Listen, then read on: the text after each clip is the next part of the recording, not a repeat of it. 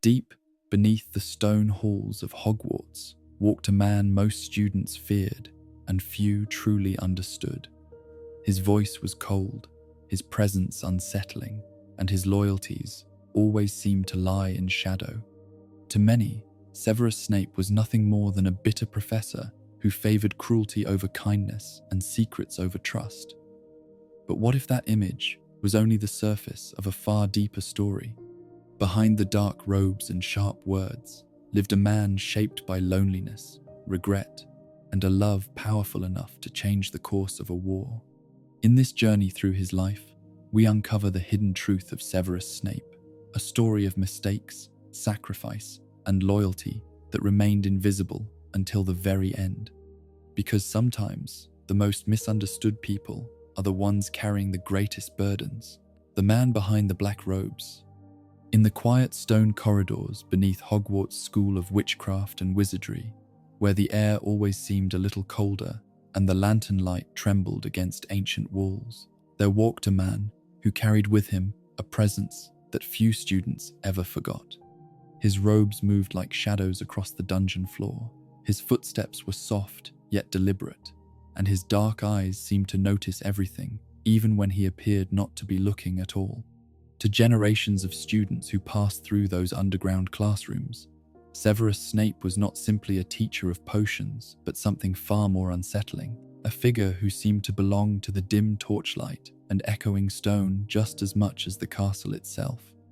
When he stood before a class, tall and silent for a moment before beginning his lesson, the room would fall into an uneasy stillness, as if even the bubbling cauldrons understood that mistakes would not be forgiven easily. His voice was calm and low, often spoken in long, measured sentences that carried a sharp edge of disapproval, and the way he spoke about potion making gave the impression that the subject was not simply a form of magic, but a precise art that demanded attention, discipline, and a level of care that most young witches and wizards struggled to maintain.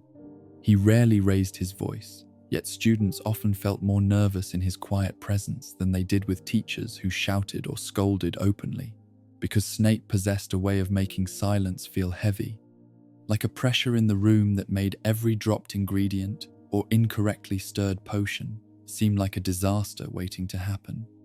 Many students believed that he enjoyed their discomfort, and it was not difficult to see why that belief spread so easily throughout the halls of Hogwarts, because Snape rarely smiled, rarely offered encouragement, and rarely allowed anyone to feel relaxed in his classroom.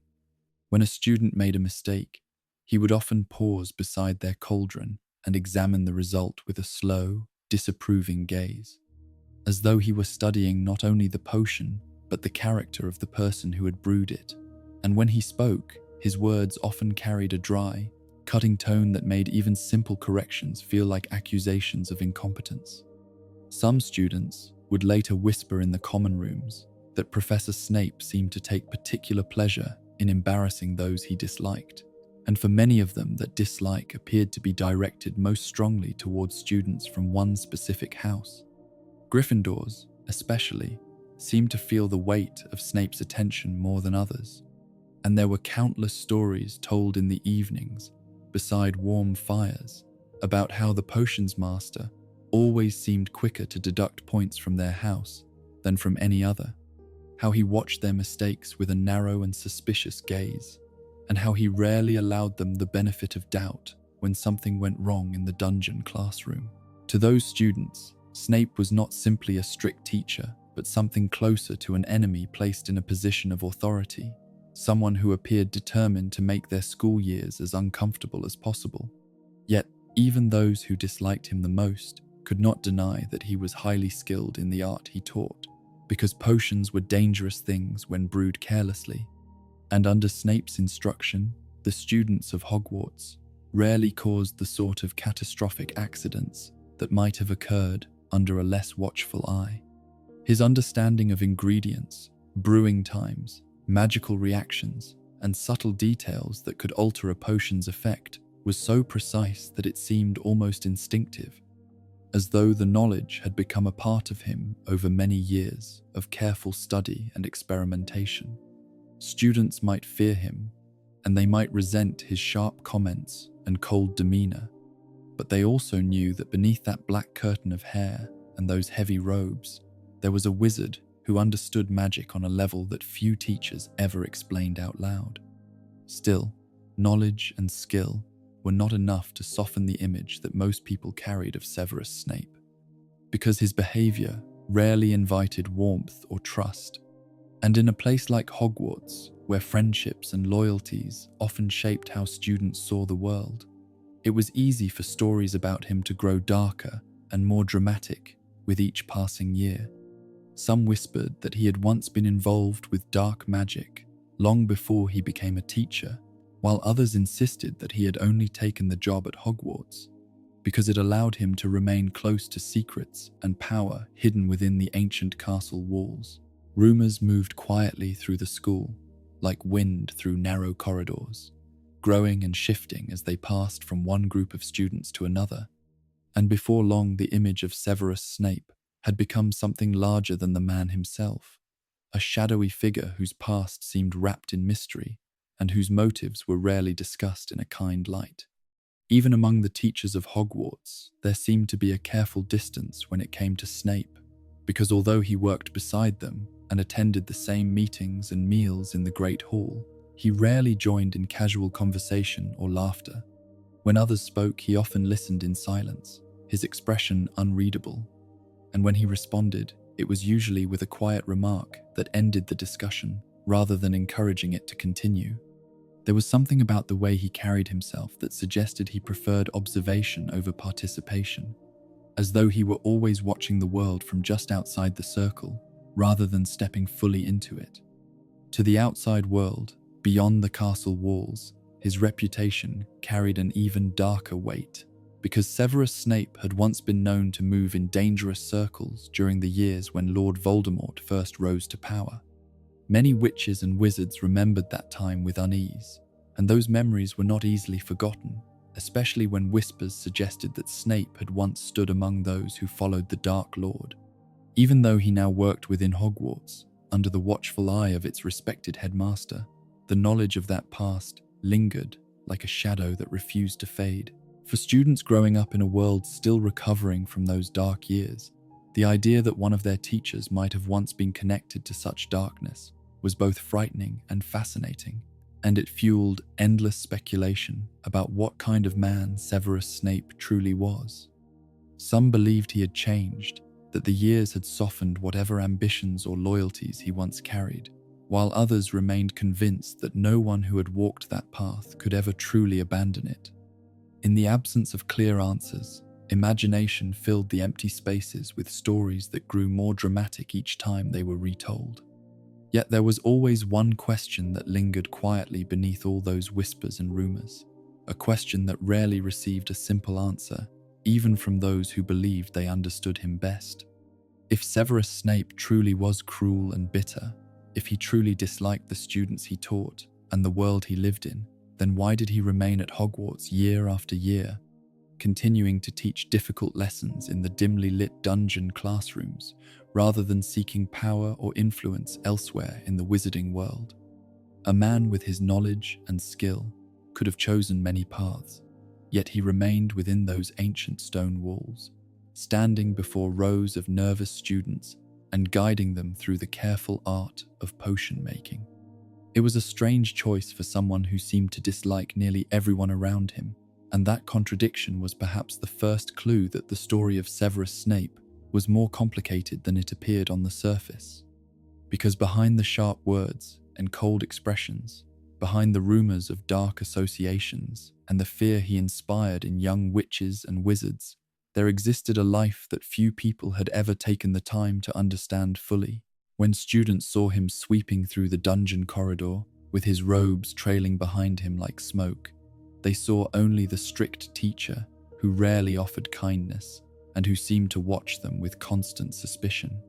When outsiders heard his name mentioned in conversations about Hogwarts, they often remembered only the whispers about his past and the rumors that followed him like a long shadow across the wizarding world. But stories built from fear and rumor rarely reveal the full truth of a person's life, And in the case of Severus Snape, those stories left behind far more questions than answers. Because the truth was that the man beneath the black robes carried a past shaped by loneliness, difficult choices, and quiet sacrifices that remained hidden from almost everyone who crossed his path. The cold teacher standing in the dungeon classroom was only one part of a far deeper story, a story that began long before he arrived at Hogwarts and continued through years of secrets that few people would ever fully understand. And so, the question remained, lingering in the quiet spaces between whispered rumors and uneasy glances across the Great Hall, a question that would take many years and many painful revelations before it could finally be answered. Who was Severus Snape, really? The shadows of Spinner's End. Long before Severus Snape ever walked the stone halls of Hogwarts or stood in the dim glow of dungeon classrooms watching nervous students stir their cauldrons, his story began in a place that felt very far away from magic and wonder, a place where grey clouds often hung low in the sky, and narrow streets carried the tired sounds of an industrial town that had seen better days. This place was called Spinner's End, a quiet and somewhat forgotten corner of the world where rows of worn brick houses stood shoulder to shoulder along the river, their windows often dark and their walls stained by years of smoke and rain. The river itself moved slowly beside the town, thick and murky, reflecting the dull colors of factories and old bridges that crossed its waters. And for most people who lived there, life followed a routine that rarely changed and rarely brought anything exciting or hopeful. It was in one of these narrow houses, tucked into a row that looked almost identical to every other building along the street, that Severus Snape spent the early years of his life, growing up in an environment that offered little comfort and even less warmth. The house itself was small and somewhat neglected, with faded paint on the doors and windows that seemed to rattle whenever the wind passed through the narrow street outside. Inside those walls lived a family that carried its own quiet tensions, a family that did not resemble the warm and joyful homes that many children might imagine when they think of childhood memories. Snape's father, Tobias Snape, was a Muggle man whose presence in the house was often heavy and difficult, a man whose temper could fill the small rooms with sharp words and restless anger that seemed to echo long after the arguments ended.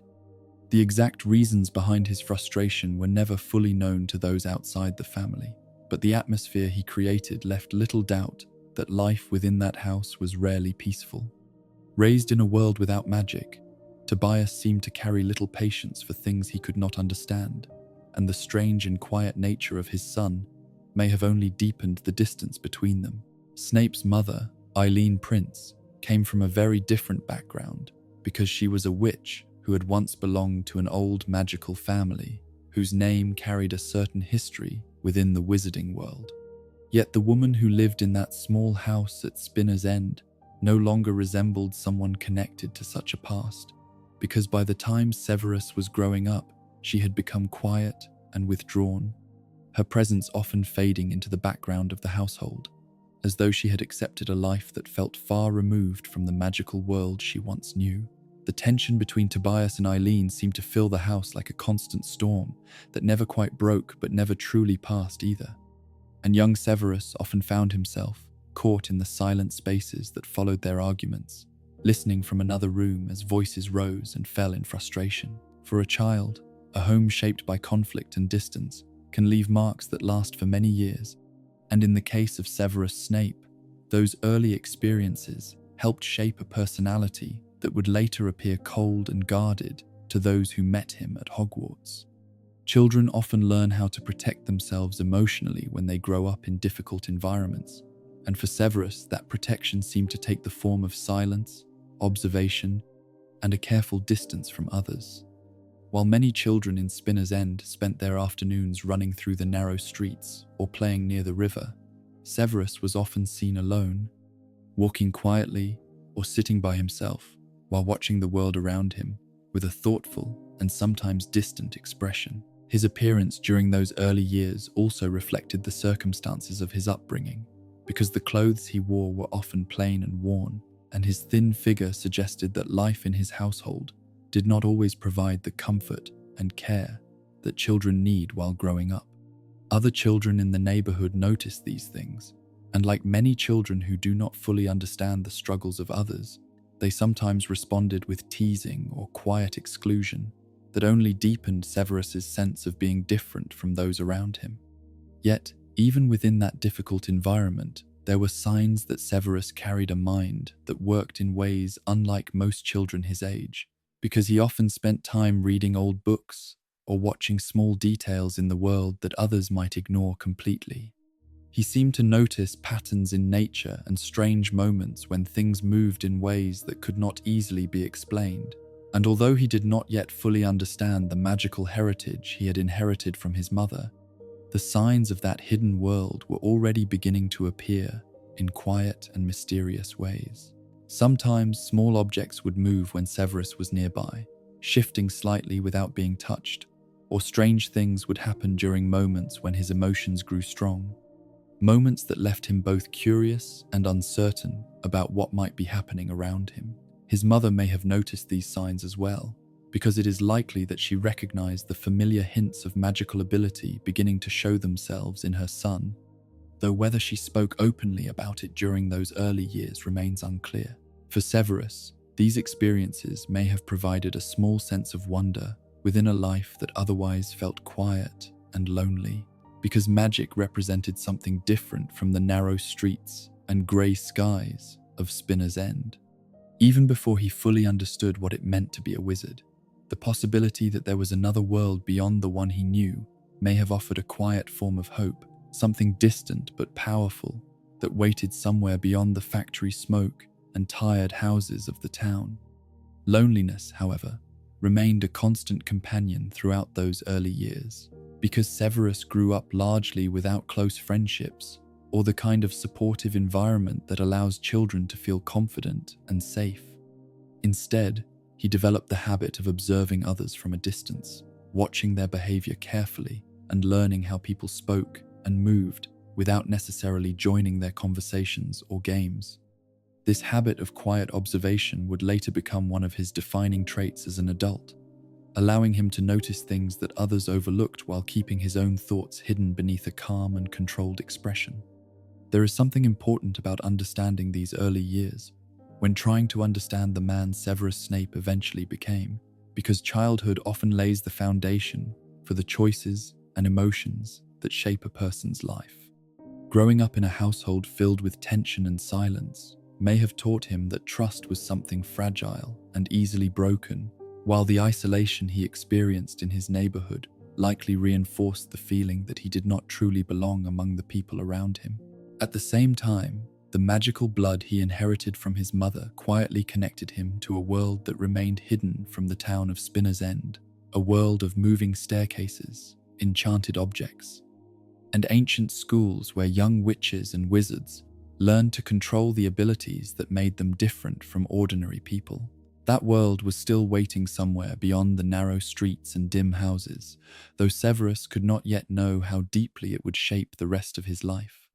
In the quiet moments of his childhood, when the arguments inside the house faded into uneasy silence and the distant sounds of the town drifted through the windows, Severus Snape often stood alone with his thoughts, watching the world with a seriousness that seemed unusual for someone so young. Those moments of solitude were not simply empty spaces in his life, but the beginning of a pattern that would follow him into adulthood, a pattern of standing slightly apart from others, observing carefully while revealing very little about what he truly felt inside.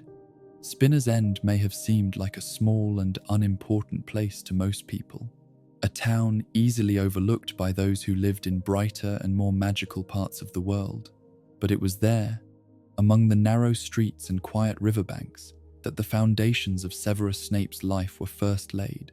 The loneliness he experienced there, the tension within his home, and the quiet discovery that he might belong to something greater than the world around him, all combined to shape the boy who would one day walk through the gates of Hogwarts and step into a destiny far more complicated than anyone could have imagined.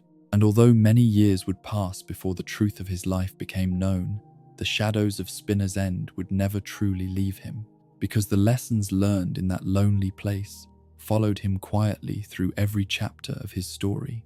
The girl in the playground.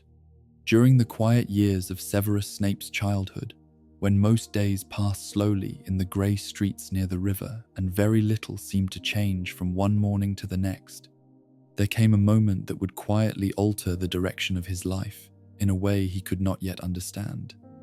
It happened not in a grand or dramatic place, but in an ordinary playground where a few swings creaked in the breeze and patches of grass struggled to grow between worn paths made by the feet of children who came there after school.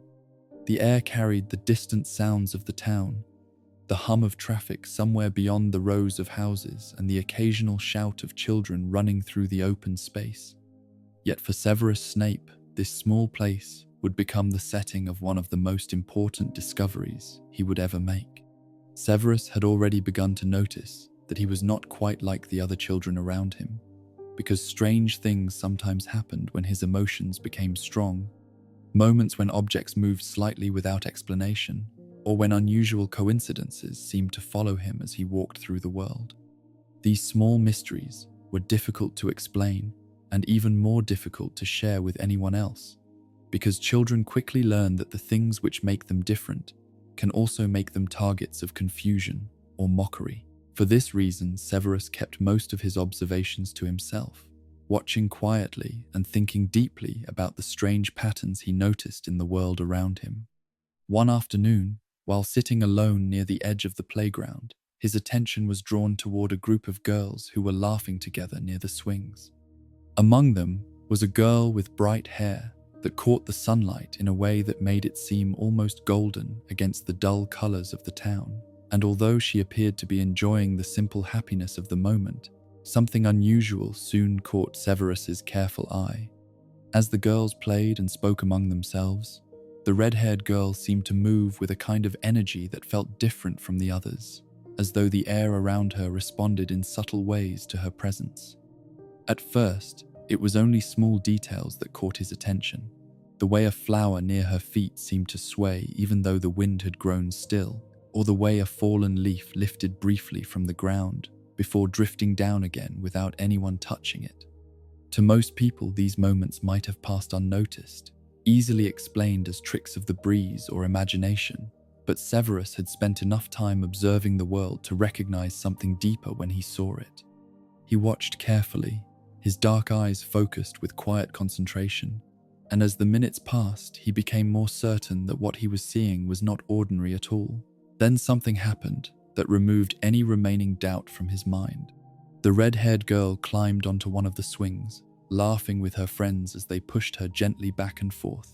Yet instead of slowing down as swings usually do, she seemed to glide through the air with unusual ease, rising higher and higher with each movement, even though no one pushed her again. For a brief moment, she lifted so high that it almost seemed as though she might float completely free of the swing itself.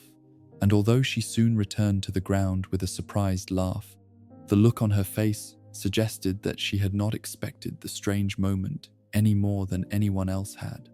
Severus felt a quiet excitement rise within him, because what he had just seen confirmed something he had long suspected about the hidden forces that sometimes appeared around certain people.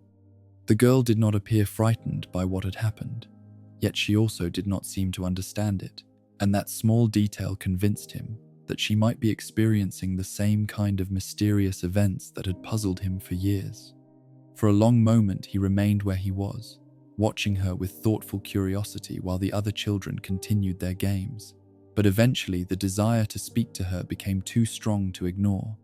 Approaching someone he did not know was not easy for Severus, because years of solitude had taught him to expect rejection more often than welcome. Yet there was something about this discovery that felt too important to remain silent. When he finally stepped forward and spoke to her, his voice carried a quiet seriousness that surprised the girl at first, because it was not the kind of conversation children usually started in a playground. He told her that he had seen what happened on the swing, and that it was not simply an accident or a trick of balance. And although she looked confused by his words, he continued patiently. explaining that some people were born with abilities that others did not have, abilities connected to a hidden world that most ordinary people never knew existed. At first, she reacted with disbelief and curiosity, because the idea that magic might be real seemed too strange to accept immediately. Yet Severus spoke with such quiet confidence that she eventually began to listen more closely. He explained that she was not unusual in a frightening way, but rather special in a way that meant she belonged to a world far different from the streets and playgrounds they had always known.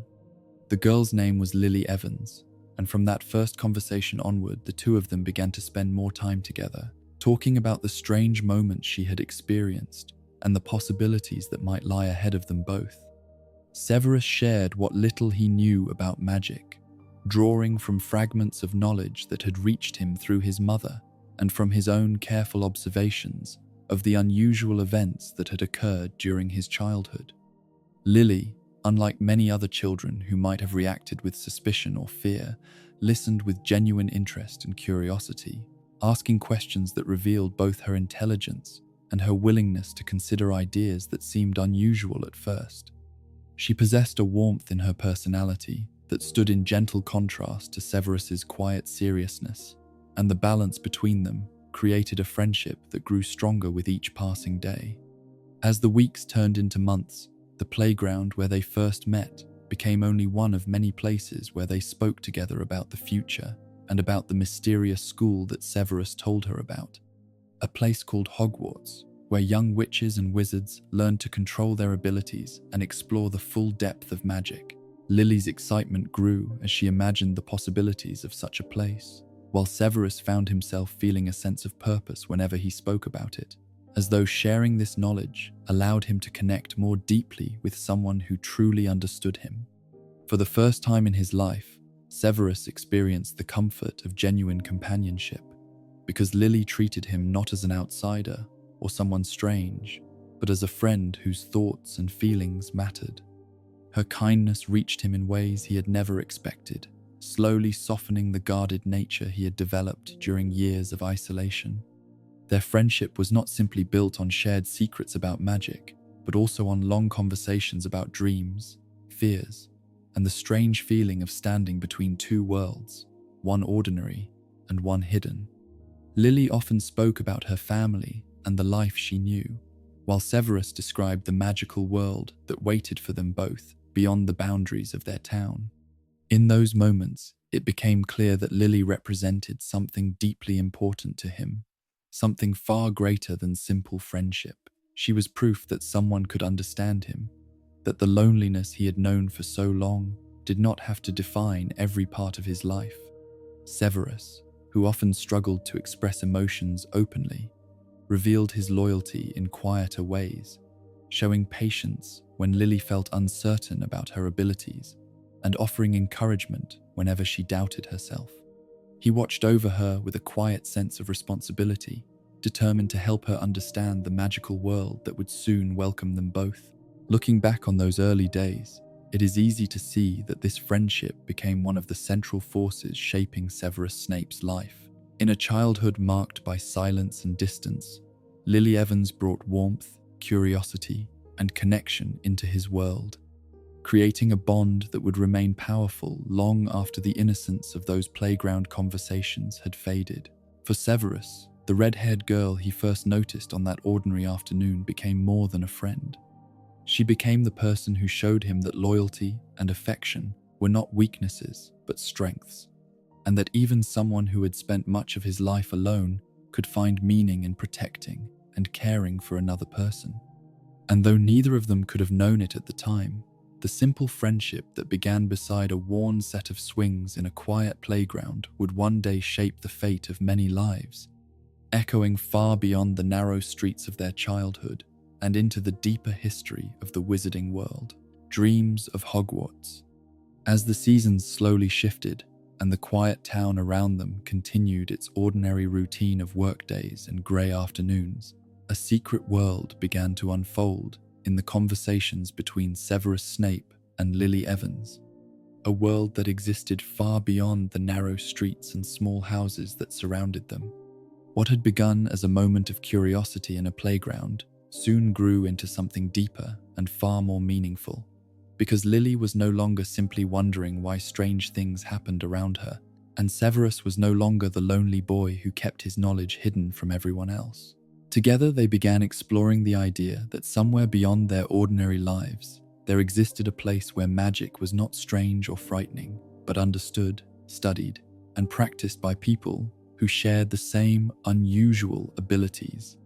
Severus carried this knowledge with a quiet sense of pride, because although his childhood had been filled with many difficulties, the connection to the magical world gave him something rare and powerful, a sense that he belonged to something greater than the small town where he had grown up. When he spoke about magic, his voice changed slightly, becoming more confident and focused, as though the subject itself awakened a part of him that had long been waiting to be expressed.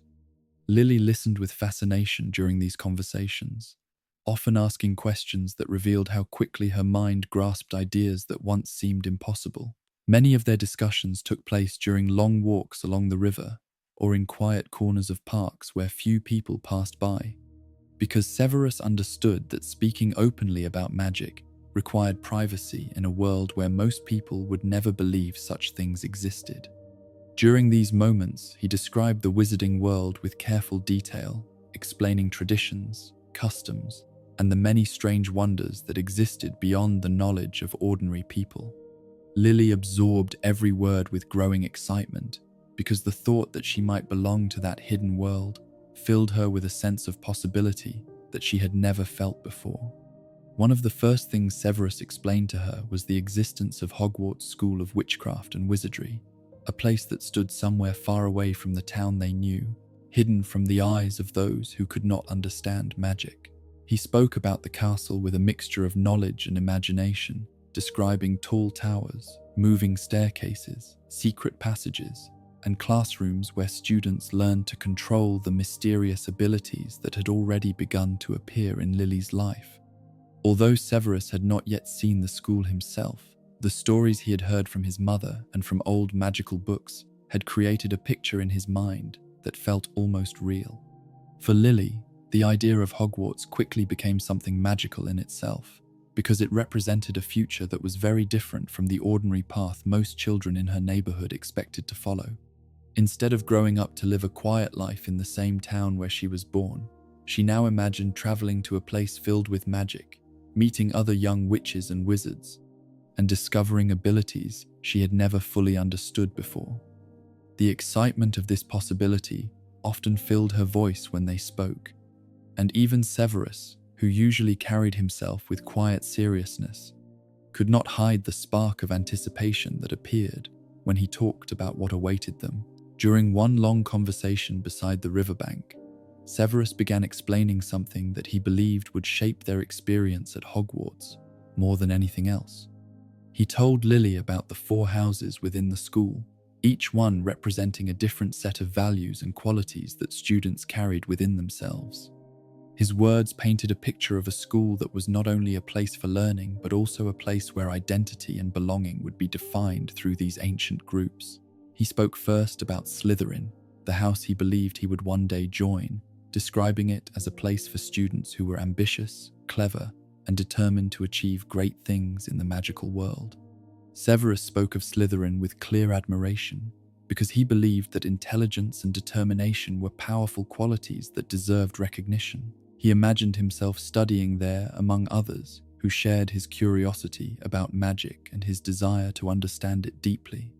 Lily listened carefully, but she was equally interested in hearing about the other houses, and so Severus continued by describing Gryffindor, which he said was known for bravery and boldness, a house where students valued courage and strong hearts above all else. He spoke about Ravenclaw, where clever minds and deep thinkers gathered to explore knowledge and creativity, and finally, he described Hufflepuff, which he said was known for loyalty, patience, and kindness.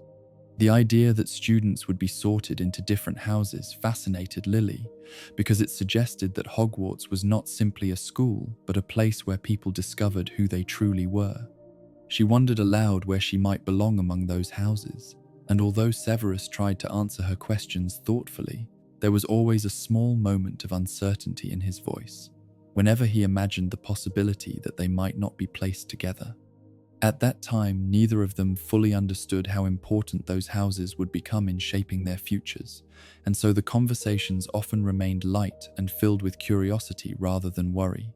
They imagined walking through the castle halls together, attending classes where spells were practiced and magical creatures studied, and spending evenings in common rooms where students gathered to talk about the adventures of their day.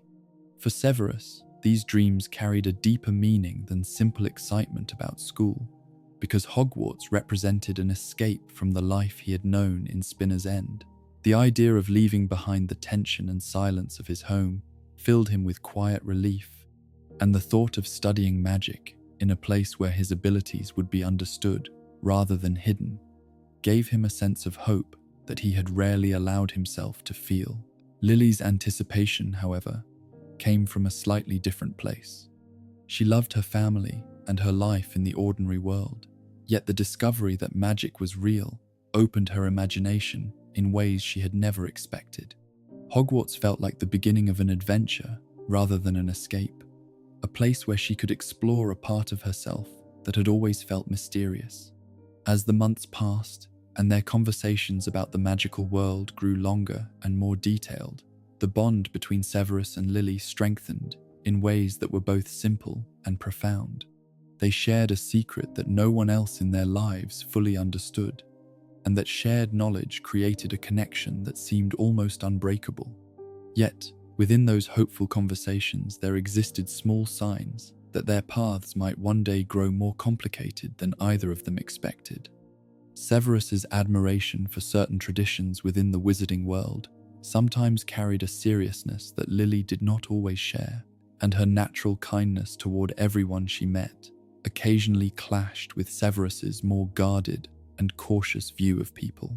These differences were small during those early days, easily overlooked in the excitement of imagining their future at Hogwarts, but they hinted at the possibility that the magical world might challenge their friendship in ways neither of them yet understood.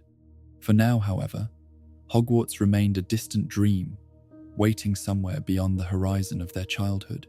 It was the place where they believed their lives would truly begin, the place where the strange abilities that had once confused them would finally make sense.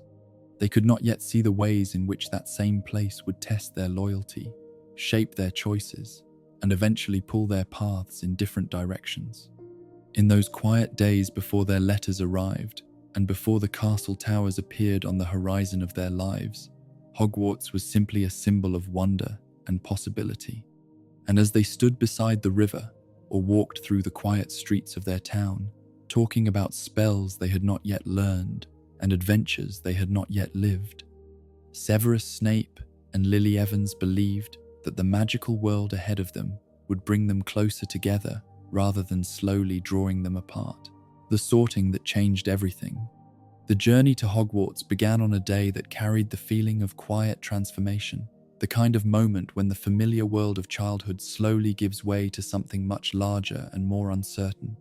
For Severus Snape and Lily Evans, the moment arrived with the train that waited at platform 9 3/4, its scarlet engine releasing gentle clouds of steam as students gathered beside it with trunks, owls, and nervous excitement. The platform itself felt like a meeting place between two worlds, one ordinary and one hidden, and for many young witches and wizards, it was the first time they stood surrounded by others who shared the same strange abilities that had once made them feel different. Severus arrived at the station with a quiet seriousness that contrasted with the cheerful noise of families saying goodbye to their children. While many students laughed and rushed toward their friends, Severus watched the scene carefully, his dark eyes taking in every detail as though he were studying the beginning of something important. For years, he had imagined the moment when he would leave behind the narrow streets of his childhood and travel to the school he had spoken about so often. Yet now that the moment had arrived, it carried a strange mixture of excitement and unease. Lily, however, seemed filled with bright curiosity as she stepped onto the platform beside him, her eyes moving quickly from one sight to another as she took in the strange collection of students, magical animals, and families speaking in voices that blended ordinary conversation with the language of spells and wizard traditions. The journey that once existed only in their conversations had now become real, and the train waiting before them promised to carry them toward a place that neither of them had ever seen. Inside the train, the corridors filled quickly, with students searching for seats and greeting friends they had not seen since receiving their Hogwarts letters. Severus and Lily found a small compartment together, and for a time they sat beside the window watching the platform slowly fade as the train began its long journey north. The rhythm of the wheels moving along the tracks created a steady sound that filled the space between their conversations, and for a while the two friends spoke quietly about the future that awaited them. Yet even during that journey, there were small moments that hinted at how different the world of Hogwarts might be from the one they had left behind. Other students passed their compartment door from time to time, some laughing loudly with friends while others glanced inside with curiosity when they noticed the two quiet first-year students sitting together. Severus observed these passing faces with his usual careful attention, already aware that Hogwarts would bring him into contact with people whose backgrounds and personalities were very different from his own. By the time the train finally slowed and the students stepped out onto the dark platform near the school grounds, night had already begun to settle over the landscape. Lanterns glowed softly in the distance, and the silhouette of the castle rose high against the evening sky, its towers and windows forming a shape that felt both ancient and powerful. For a moment, many of the students simply stood and stared, because seeing Hogwarts for the first time carried a sense of wonder that no description could fully prepare them for. The journey across the lake in small boats made that first impression even stronger, because the water reflected the lights from the castle windows, while the tall stone walls seemed to rise slowly from the darkness. Severus watched the castle with deep concentration as they approached, aware that the place before him would soon become the center of his life. Lily sat nearby with quiet excitement, her gaze moving from the towers to the glowing entrance where older students waited. When they finally stepped inside the castle, the enormous entrance hall welcomed them with high ceilings, stone floors, and the warm light of torches that flickered against the walls. The atmosphere inside felt different from anything they had experienced before, filled with the distant sounds of voices and footsteps echoing through long corridors that seemed to stretch endlessly in every direction. Soon the new students were guided into the great hall, where rows of long tables filled the room beneath a ceiling that seemed to reflect the night sky itself.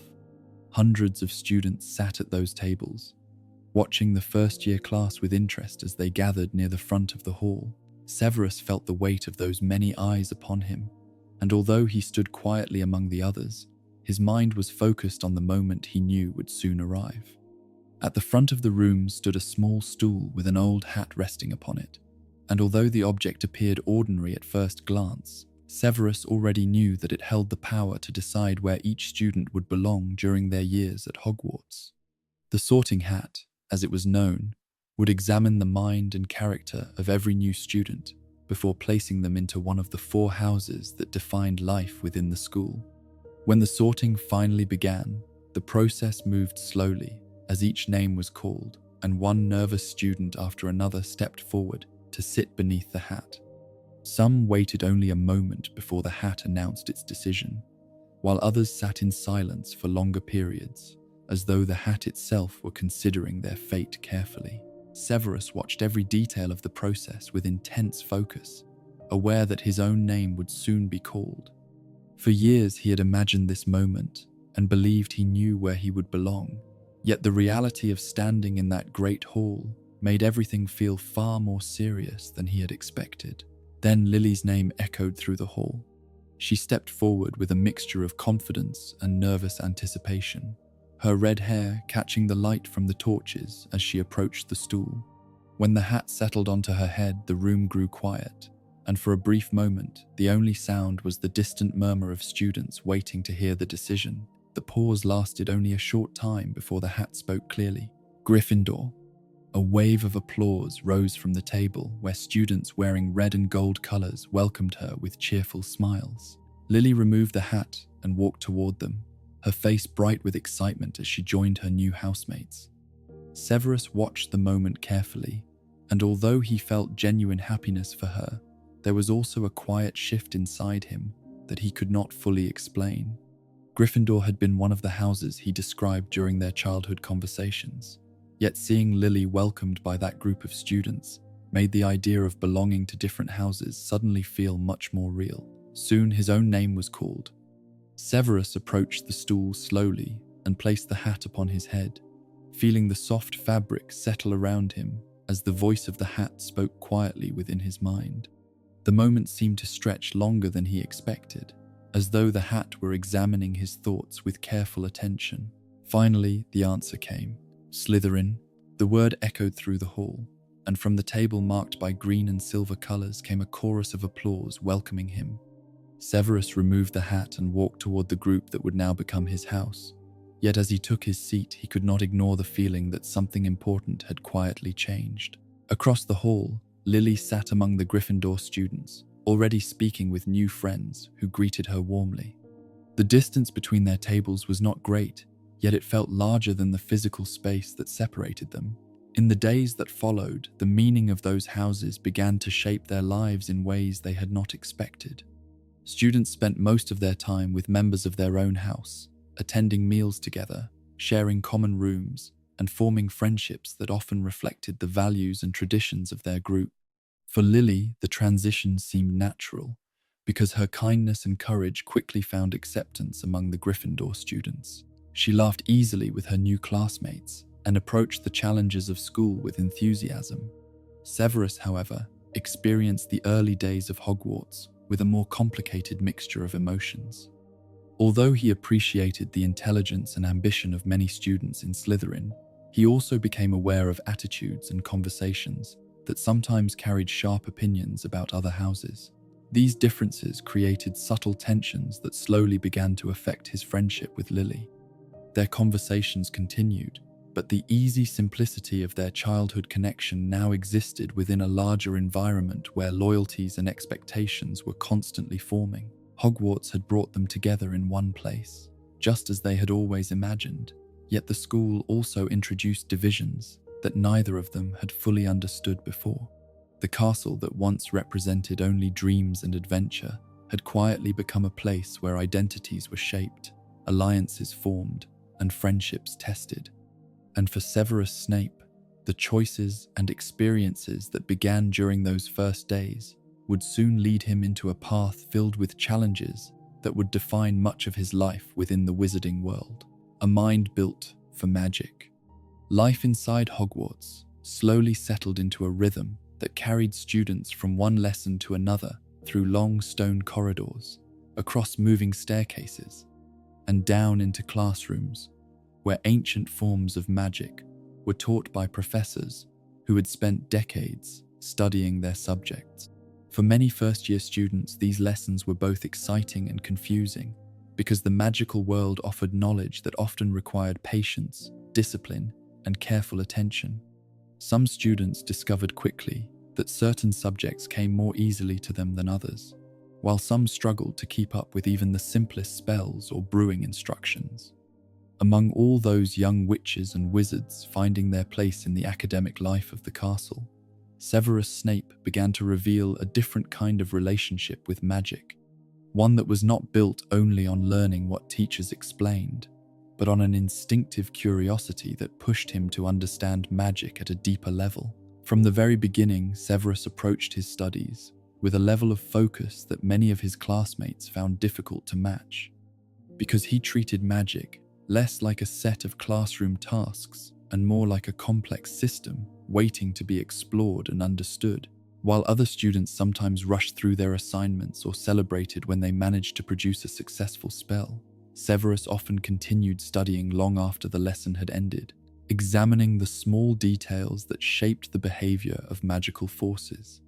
This habit of careful observation appeared most clearly in the subject that soon became his greatest strength, the precise and demanding art of potion making. Potions required patience, accuracy, and a deep understanding of how magical ingredients interacted with one another. And for many students, The process felt frustrating because even small mistakes could ruin hours of careful work. Yet Severus seemed to understand the logic behind potion brewing almost instinctively, as though the instructions written in textbooks were only the beginning of what he could perceive. When he stood beside his cauldron in the dim classroom where potions were taught, his movements carried a quiet confidence that grew stronger with each passing lesson. While others nervously measured ingredients and checked their instructions again and again, Severus studied the reactions taking place within the cauldron itself. Noticing how the color of a potion changed with each added component, and how the rhythm of stirring influenced the way magical energy flowed through the mixture. These details fascinated him because they revealed that potions were not simply recipes to follow, but living combinations of magical properties that could be shaped and improved through careful thought. His notebooks soon filled with observations and notes that went far beyond what teachers required from their students. In the margins of his schoolbooks, he recorded small adjustments to brewing methods, alternative stirring patterns, and ideas about how certain ingredients might interact in ways that had not yet been fully explored. These notes were not written for attention or praise from others, because Severus rarely shared them openly. Instead, they were part of a private effort to understand magic on his own terms, an effort driven by curiosity and determination rather than recognition. This approach to learning soon extended beyond potion making and into another area of magic that fascinated him deeply: the creation and modification of spells. For most students, spells were something they learned from textbooks and practiced exactly as they were written, repeating the correct words and movements until the desired effect appeared. Severus, however, began to view spells as something more flexible and creative, believing that magical language could be shaped and adjusted if someone understood the principles behind it.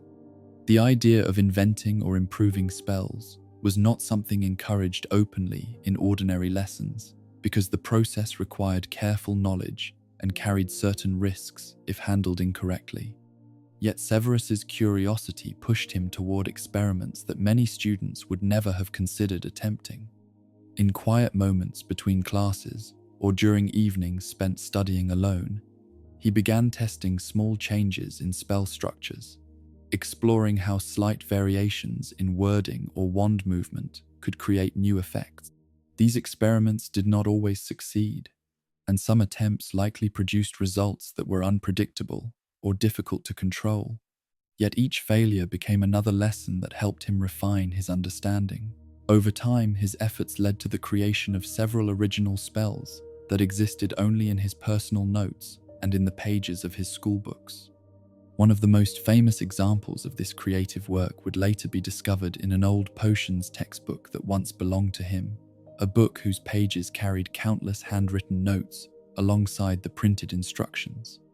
In those margins, Severus had recorded not only improvements to potion recipes, but also the names and incantations of spells he had designed during his years as a student. The presence of these spells revealed just how deeply he had studied the structure of magic, because creating a functional spell required more than imagination. It required understanding the delicate balance between intention, magical language, and the power drawn through the wand. To someone who looked only at his outward behavior during those school years, it might have been easy to overlook the brilliance developing quietly behind his reserved personality. Severus rarely sought admiration from his classmates, and his serious nature often created distance between himself and others. Many students saw only the quiet boy from Slytherin, who kept to himself and spoke with sharp honesty when conversations turned unpleasant. Yet beneath that guarded exterior existed a mind that worked constantly, analyzing magical concepts with a level of depth that few students ever attempted. His passion for experimentation was not driven by ambition for fame or power, but by the simple desire to understand how magic truly functioned beneath the surface of ordinary lessons. Teachers likely noticed his ability during those early years, especially in subjects where careful thinking and patience produced clear results. In potion making, where small differences in technique could transform the outcome of a brew, Severus's work often stood out for its precision and effectiveness. While other students struggled with mixtures that produced smoke, strange colors, or unpleasant odors, Severus's potions frequently reached the correct form more quickly and with fewer mistakes. Yet even with these achievements, his brilliance often remained hidden from many of his classmates, because Severus's personality did not encourage the kind of admiration that naturally followed talented students who were more open and friendly. His quiet intensity sometimes appeared to others as arrogance or bitterness, especially when his sharp observations exposed mistakes that others preferred not to acknowledge. This misunderstanding became part of the complicated reputation he developed during his school years, because people often judged him based on his distant behavior rather than the depth of thought that shaped his work. Students who watched him from across the classroom might have seen only the serious expression and dark hair falling across his face as he bent over a cauldron, unaware that his mind was already exploring ideas that went far beyond the instructions written in their textbooks. In truth, Severus Snape possessed the kind of intelligence that did not always shine brightly in social spaces, but instead revealed itself in quiet moments of concentration and discovery. His experiments, his notes, and his growing understanding of magical systems showed that he viewed magic not simply as something to perform, but as something to master through patience and deep thought. The tragedy of his early years at Hogwarts was not a lack of talent or ability, because those qualities were present in remarkable amounts. The tragedy was that the same personality traits, shaped by loneliness and hardship, often prevented others from seeing the brilliance that existed behind his reserved and sometimes bitter demeanor. In the dim classrooms, where potions bubbled gently over open flames, Severus Snape continued developing his understanding of magic with the determination of someone who believed that knowledge could offer a kind of control over the uncertainties of life. His experiments and ideas would eventually influence the way others practiced magic long after his school days ended. But during those early years at Hogwarts, while students rushed through corridors and spoke excitedly about Quidditch matches or weekend plans, the young wizard from Spinner's End quietly built a reputation, not through popularity or charm, but through the sharp and disciplined mind that worked constantly beneath the surface of his reserved and often misunderstood personality. The marauders and the seeds of resentment. During the early years of Severus Snape's life at Hogwarts, the castle became not only a place of learning, but also a stage where friendships, rivalries, and unspoken tensions slowly grew stronger with each passing term. Among the many students who walked those corridors every day, there existed a group whose presence would become closely tied to some of the most difficult experiences of Snape's youth. They were 4 boys from Gryffindor who quickly gained attention within the school, not only because of their confidence and bold personalities, but also because they seemed to move through the world of Hogwarts with an ease that made them popular among many of their classmates. James Potter was perhaps the most visible member of the group, a boy with messy dark hair and a natural talent for magic that often made difficult spells appear effortless. He carried himself with the kind of confidence that came from knowing he was admired by many around him, and although that confidence sometimes appeared charming to those who knew him well, it could also take on a sharper edge when directed toward people he disliked. James enjoyed attention and often found amusement in showing his abilities in front of others, and this habit made him both admired and resented, depending on who was watching. Beside him was Sirius Black, whose personality carried a rebellious energy that made him stand out even among the bold students of Gryffindor. Sirius possessed a sharp wit and a fearless attitude that often led him into trouble with teachers, yet it also made him someone others found exciting to be around. He spoke quickly, laughed easily, and rarely hesitated when an opportunity for mischief appeared. Remus Lupin was different from his 2 friends in many ways, because his quiet and thoughtful nature balanced the louder personalities within the group. Remus often seemed more cautious and reflective, yet he remained loyal to his friends and shared in their adventures even when he understood the risks involved. His presence added a certain calm intelligence to the group though it did not always prevent them from crossing lines they might later regret.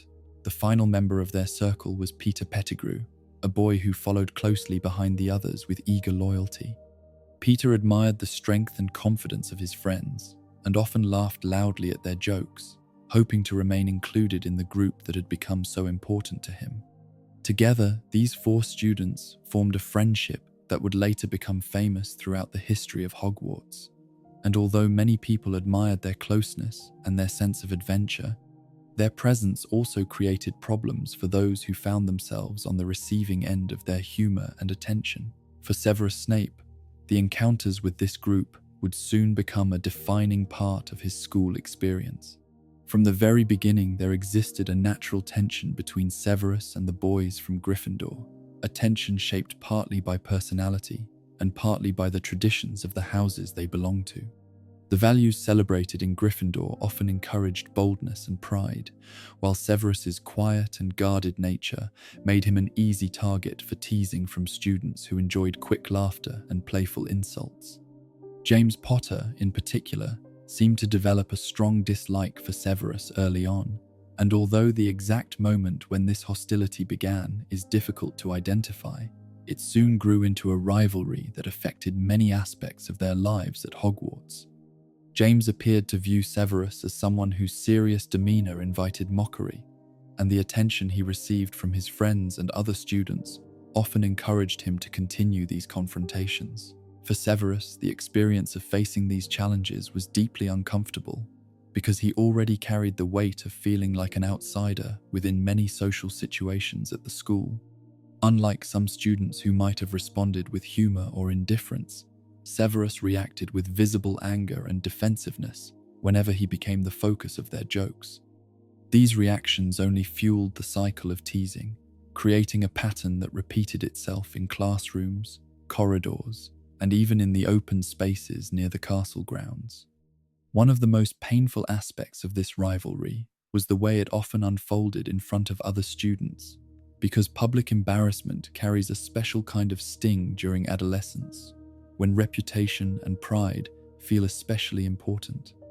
There were moments when spells were used not for practice or learning, but to humiliate Severus in front of watching crowds. Moments that left him standing alone while others laughed or simply looked away without intervening.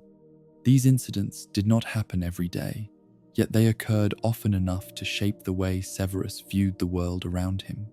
Each confrontation reinforced the idea that many students saw him as someone easy to ridicule, someone whose quiet nature and sharp words made him different from those who fit comfortably into the social circles of the school. The situation became even more complicated because of Lily Evans, whose friendship with Severus had once been the strongest connection in his life. Lily had quickly become well respected within Gryffindor, and although she remained kind towards Severus during the early years of school, the growing conflict between him and the boys from her house placed her in a difficult position. When she witnessed moments of cruelty directed at Severus, she sometimes spoke out in his defense, and those actions revealed the loyalty she still felt toward her childhood friend. Yet at the same time, the tension surrounding those situations created discomfort that neither of them fully understood how to resolve. For Severus, these experiences gradually deepened feelings that had already begun to form inside him during childhood. The loneliness he once felt in the streets of his hometown seemed to return within the walls of Hogwarts, even though he was now surrounded by hundreds of other students. Instead of finding the sense of belonging he had once imagined, he often felt separated from the social world that seemed to come naturally to others. Isolation has a way of shaping thoughts and emotions over time, and in Severus's case, it began to strengthen his resentment toward the people and traditions he believed were responsible for his humiliation. Gryffindor students, especially those connected to James Potter and his friends, became symbols of everything that frustrated him about life at Hogwarts.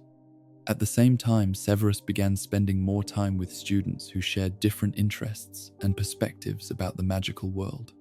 Within Slytherin, there were individuals who spoke openly about power, ambition, and the pursuit of knowledge that others might consider dangerous or forbidden. These conversations often touched upon areas of magic that ordinary classes did not explore in detail, and for someone like Severus, whose curiosity already pushed him toward deeper understanding, such discussions could be both fascinating and troubling. The darker corners of magical study sometimes carried an appeal for students who felt misunderstood or excluded because they promised knowledge and influence that could change how others treated them. For Severus, the attraction to these ideas was not simply about power, but also about the possibility of gaining control over a life that often seemed shaped by forces beyond his influence. In this environment, the seeds of resentment that had been planted through years of rivalry and humiliation began to grow stronger. Each encounter with James Potter and his friends reinforced the feeling that the world around him favored those who possessed charm, popularity, and confidence, qualities that Severus struggled to express in ways others appreciated. The tragedy of these conflicts was that they created a cycle in which anger fed isolation, and isolation pushed Severus further toward thoughts and influences that others might view with suspicion. The boy who once dreamed of learning magic alongside a trusted friend now found himself navigating a world where loyalty, pride, and bitterness often collided in painful ways. As the years at Hogwarts continued, the rivalry between Severus Snape and the group known as the Marauders became one of the most talked about tensions within the school. For some students, it was little more than a source of gossip or amusement. Yet for Severus, it represented something far more serious, because the humiliation he endured during those encounters shaped the emotions and choices that would guide the rest of his life. And although few people fully understood it at the time, the conflicts unfolding in those corridors were quietly pushing a brilliant yet troubled young wizard toward decisions that would one day affect not only his own future, but the fate of many others in the wizarding world. The moment that broke everything. There are certain moments in a person's life that seem small when they begin, moments that unfold in only a few minutes and yet quietly change the direction of everything that comes afterward. For Severus Snape, one of those moments occurred on an ordinary afternoon within the grounds of Hogwarts, during a time when the tension between him and several other students had already grown into something sharp and difficult to escape.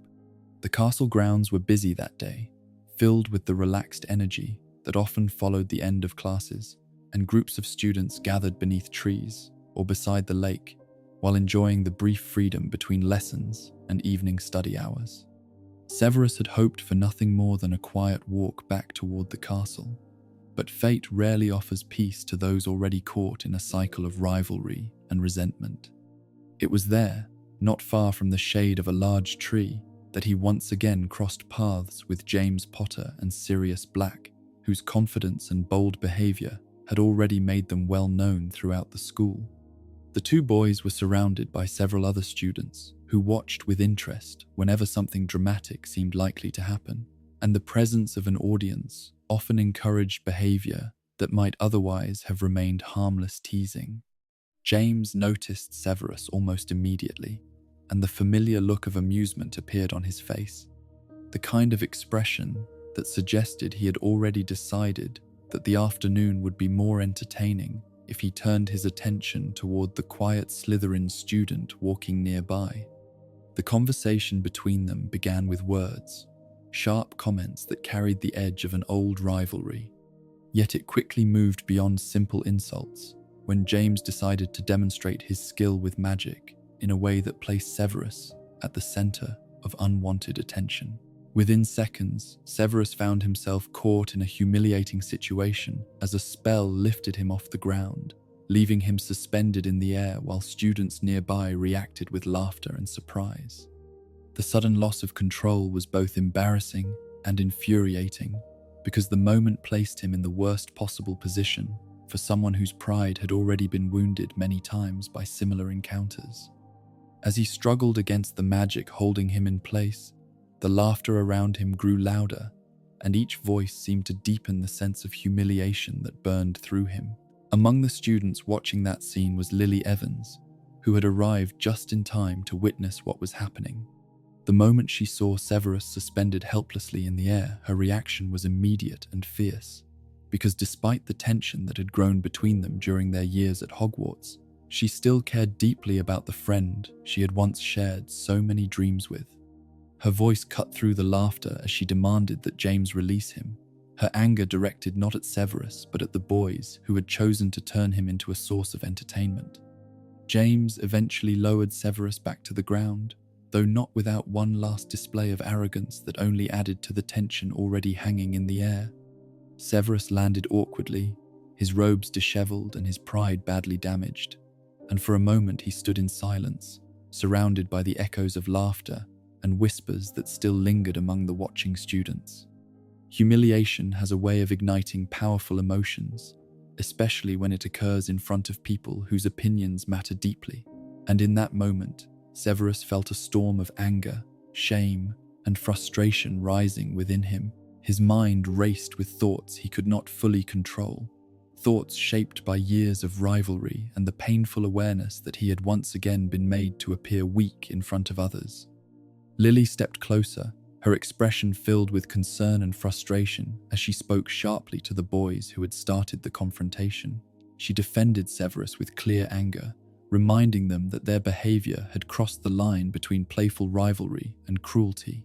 For a brief moment, it seemed possible that the situation might end with nothing more than angry words and wounded pride. But emotions do not always follow reason, and Severus was still struggling with the powerful mixture of humiliation and resentment that filled him. When Lily turned toward him, her voice carrying a tone of concern mixed with disappointment, something inside him reacted in the worst possible way. In the heat of that painful moment, he spoke a word that seemed to freeze the air around them: mudblood. The word carried a meaning that cut deeply within the wizarding world, because it was used as an insult against witches and wizards who came from non-magical families. It represented prejudice and cruelty, a belief that magical ability should belong only to those born into certain bloodlines. Severus had heard the word used by other students before, especially among those who believed strongly in traditions that valued magical ancestry above all else. Yet hearing it spoken in that moment, directed toward Lily Evans, carried a weight that neither of them could ignore. The silence that followed was heavy and immediate. The students who had been laughing only seconds earlier now watched with a different kind of attention, because even those who enjoyed rivalry understood that something serious had just happened. Lily's expression changed slowly as the meaning of the word settled in. The anger she had directed toward James and Sirius faded, replaced by a quiet hurt that seemed far more powerful than any shouted argument. For a moment, she simply stared at Severus, as though trying to understand how the boy she had once trusted could have spoken such a word. Severus realized his mistake almost instantly, because the anger that had driven his reaction faded just as quickly as it had appeared. The weight of what he had said struck him with painful clarity, and he tried to explain himself, insisting that the insult had not truly been meant for her. He claimed that the words had been spoken in frustration, and that the humiliation he had just endured had clouded his judgment. But some words once spoken cannot easily be undone. Lily listened to his explanations with a mixture of sadness and disbelief, because what hurt her most was not only the word itself, but the realization that Severus had begun to embrace ideas that she could never accept. The insult suggested that he had been spending time among people who believed such things, and that knowledge created a distance between them that had never existed during their childhood. When she finally spoke, her voice was calm but firm, carrying the quiet strength of someone who had reached a difficult conclusion. She told him that their friendship could not continue if he truly believed in the ideas represented by that word. She reminded him that she had defended him moments earlier, yet he had responded with an insult that questioned her worth as a witch and as a person. Severus tried again to apologize, his voice filled with desperation as he insisted that he had not meant to hurt her. He promised that he would never say such a thing again, and begged her to understand that the anger of the moment had driven him to speak without thinking, but Lily had already made her decision. She turned away from him with quiet determination, leaving him standing among the students who now watched the scene with uncomfortable silence. The girl who had once been his closest companion walked back toward the castle, her steps steady, even though the pain of the moment was clearly visible in her expression. Severus remained where he was for a long time after she disappeared from view, the weight of what had happened settling heavily on his thoughts.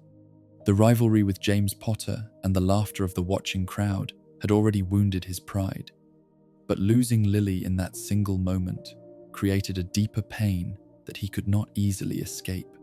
In the days that followed, he attempted to repair the damage he had caused, approaching her with quiet apologies and promises that he would change. Yet each attempt met the same response, a polite but firm refusal that showed how deeply the moment had affected her. The friendship that had once shaped his life had ended, not because of years of conflict or betrayal, but because of a single word spoken in anger. For Severus Snape, the loss of Lily Evans became more than just the end of a friendship. It became a defining regret that would remain with him for the rest of his life. A reminder that even a moment of uncontrolled emotion can alter the course of a destiny in ways that no amount of apology can ever fully repair. The temptation of the dark arts. After the painful break that ended the friendship between Severus Snape and Lily Evans, something inside him shifted in a quiet but powerful way, because the one person who had once anchored him to warmth and understanding was now gone from his daily life, leaving behind a silence that he did not quite know how to fill. Hogwarts still moved forward as it always did, with students attending lessons, laughing in corridors, and gathering in the great hall for meals beneath the enchanted ceiling. Yet for Severus, the castle felt different now, as though the place that once held possibilities had become colder and more distant. Without Lily's presence beside him, the small moments that once brought balance to his life slowly faded away, and the isolation he had experienced during childhood began to return in a new form. It was not that Severus lacked intelligence or purpose within the school, because his academic abilities continued to grow stronger with each passing year, particularly in subjects that demanded patience and careful thought. Yet knowledge alone could not replace the feeling of belonging that he had once found in his friendship with Lily, and that emptiness created space for other influences to take root. Within the House of Slytherin, there were students who carried very strong opinions about the nature of the wizarding world and about the traditions they believed should guide it.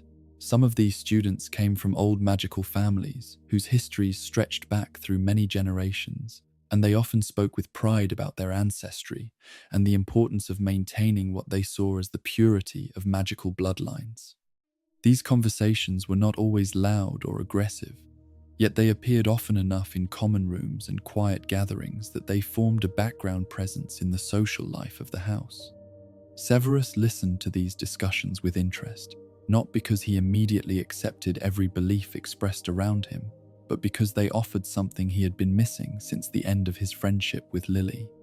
They offered a sense of belonging to a group that valued ambition, knowledge, and strength in ways that matched his own developing outlook on the world. Among the students who moved within these circles were several individuals whose names would later become well known in darker chapters of wizarding history.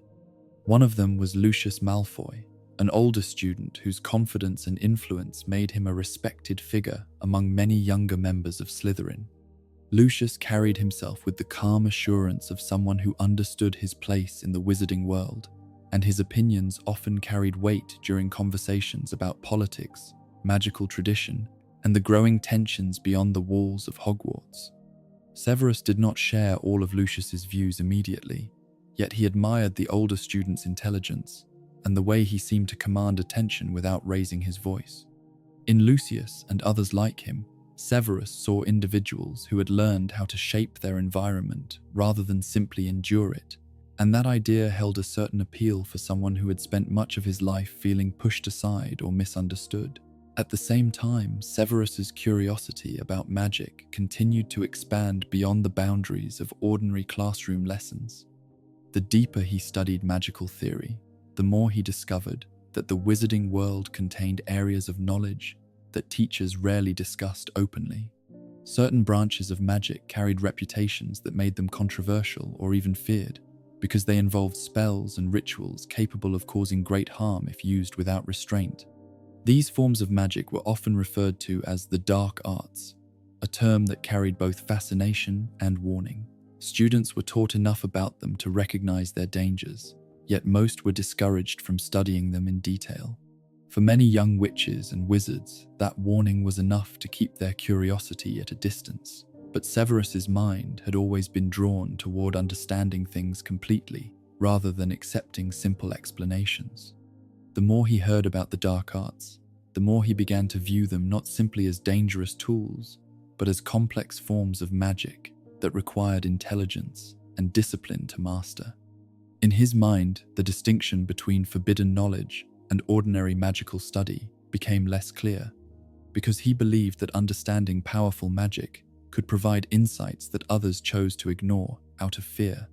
This attitude slowly pushed him toward books and discussions that explored subjects rarely mentioned in official lessons. In quiet corners of the library and during late-night conversations within the Slytherin common room, he encountered ideas that described magic as something capable of shaping power and influence in the wizarding world. It was during these years that the name of a rising figure began appearing more frequently in whispers and conversations among certain students. Lord Voldemort, once known as Tom Riddle, had begun gathering followers who believed in a vision of the wizarding world shaped by strength, loyalty, and the preservation of magical bloodlines. His supporters spoke about him with a mixture of admiration and caution, because his reputation carried both respect and fear. For Severus, who had spent years struggling against humiliation and rejection, the ideas surrounding Voldemort's movement held a certain attraction. The promise of belonging to a powerful group that valued ambition and magical ability seemed to offer an escape from the frustration that had followed him throughout his school life.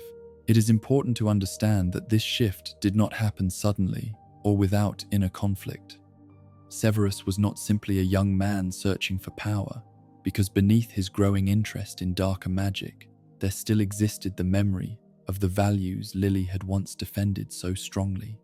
Yet the absence of her influence meant that those values no longer had the same strength within his daily life. Instead, the voices around him increasingly emphasized ideas about strength, loyalty, and the belief that the wizarding world needed leaders who were willing to reshape it through decisive action. For someone who already believed that intelligence and determination should earn respect, these ideas began to feel logical rather than extreme. Over time, the conversations he participated in and the books he studied gradually shaped his thinking, guiding him toward a perspective that viewed the dark arts not as a moral danger, but as a powerful branch of magic misunderstood by those who feared it. The friendships he formed during these years also played an important role in this transformation. Several of the students who shared his interests would eventually become part of the group known as the Death Eaters, followers who pledged loyalty to Voldemort and worked to advance his vision for the wizarding world. Within those friendships, Severus found something he had rarely experienced before, the feeling that his intelligence and knowledge were valued rather than mocked. Conversations about advanced magic and ambitious goals replaced the loneliness that had once defined his days at Hogwarts. And for a time, this new environment seemed to offer exactly what he had been searching for. Yet, the path he was walking carried consequences that he did not fully recognize during those early steps. Ideas that once appeared abstract slowly became part of a larger movement that demanded loyalty and obedience. The deeper he moved into these circles, the more difficult it became to separate intellectual curiosity from moral responsibility. By the time Severus approached the end of his years at Hogwarts, the direction of his life had already begun to take shape in ways that would soon lead him beyond the castle and into a world far more dangerous than the classrooms and corridors he knew so well. The boy who had once stood in a playground explaining the wonders of magic to a curious friend had gradually become a young man, drawn toward powerful and controversial ideas, influenced by ambition, loneliness, and the desire to prove himself within a world that had rarely offered him kindness. It was a descent that did not occur in a single moment of decision, but through many small choices shaped by frustration, curiosity, and the quiet hope that belonging to something powerful might finally give his life the meaning he had been searching for since childhood. A servant of the Dark Lord, the years following Severus Snape's departure from Hogwarts marked the beginning of a period in his life that carried both ambition and danger, because the ideas that had slowly taken root during his school days now began to shape his actions in the wider wizarding world. The castle that had once been the center of his existence faded into memory as he stepped into a society already divided by fear and rising conflict. Whispers of a powerful leader gathering loyal followers had grown louder during his final years as a student, and now those whispers had become a reality that many witches and wizards could no longer ignore. The man known as Lord Voldemort had begun building a movement that promised power and order to those who believed the wizarding world had lost its proper direction.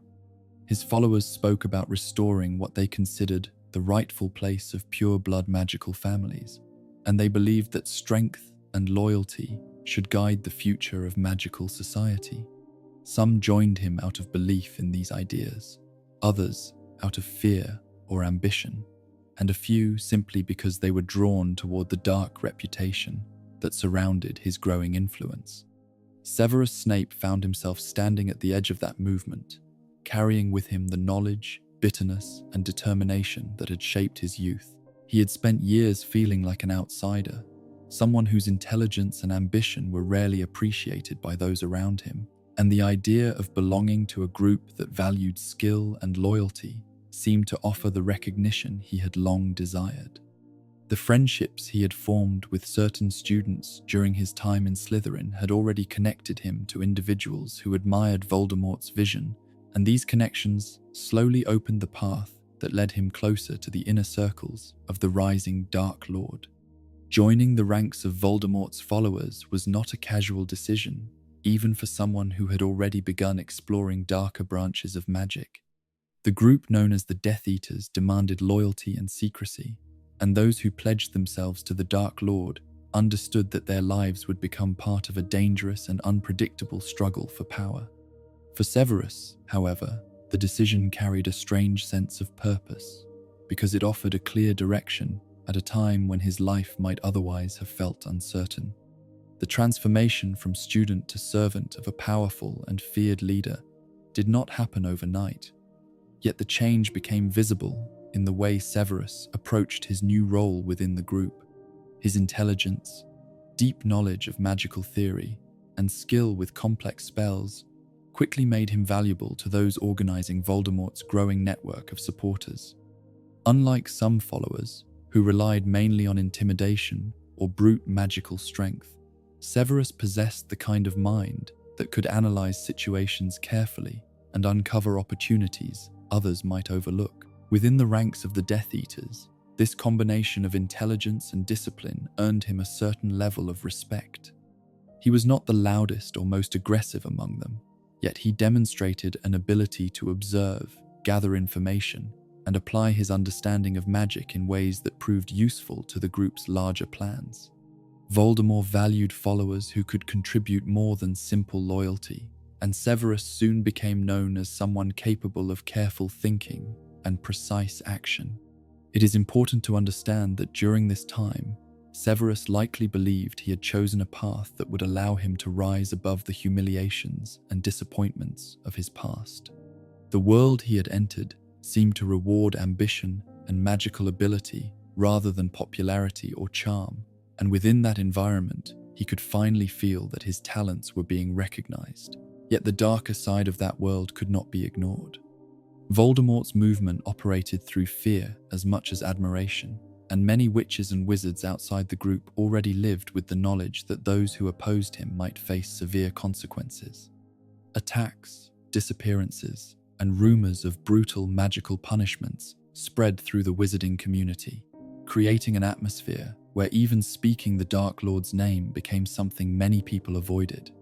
Severus moved within this dangerous environment as someone who had already committed himself to the cause, though it is difficult to know how fully he understood the long-term consequences of that loyalty during the early stages of his involvement.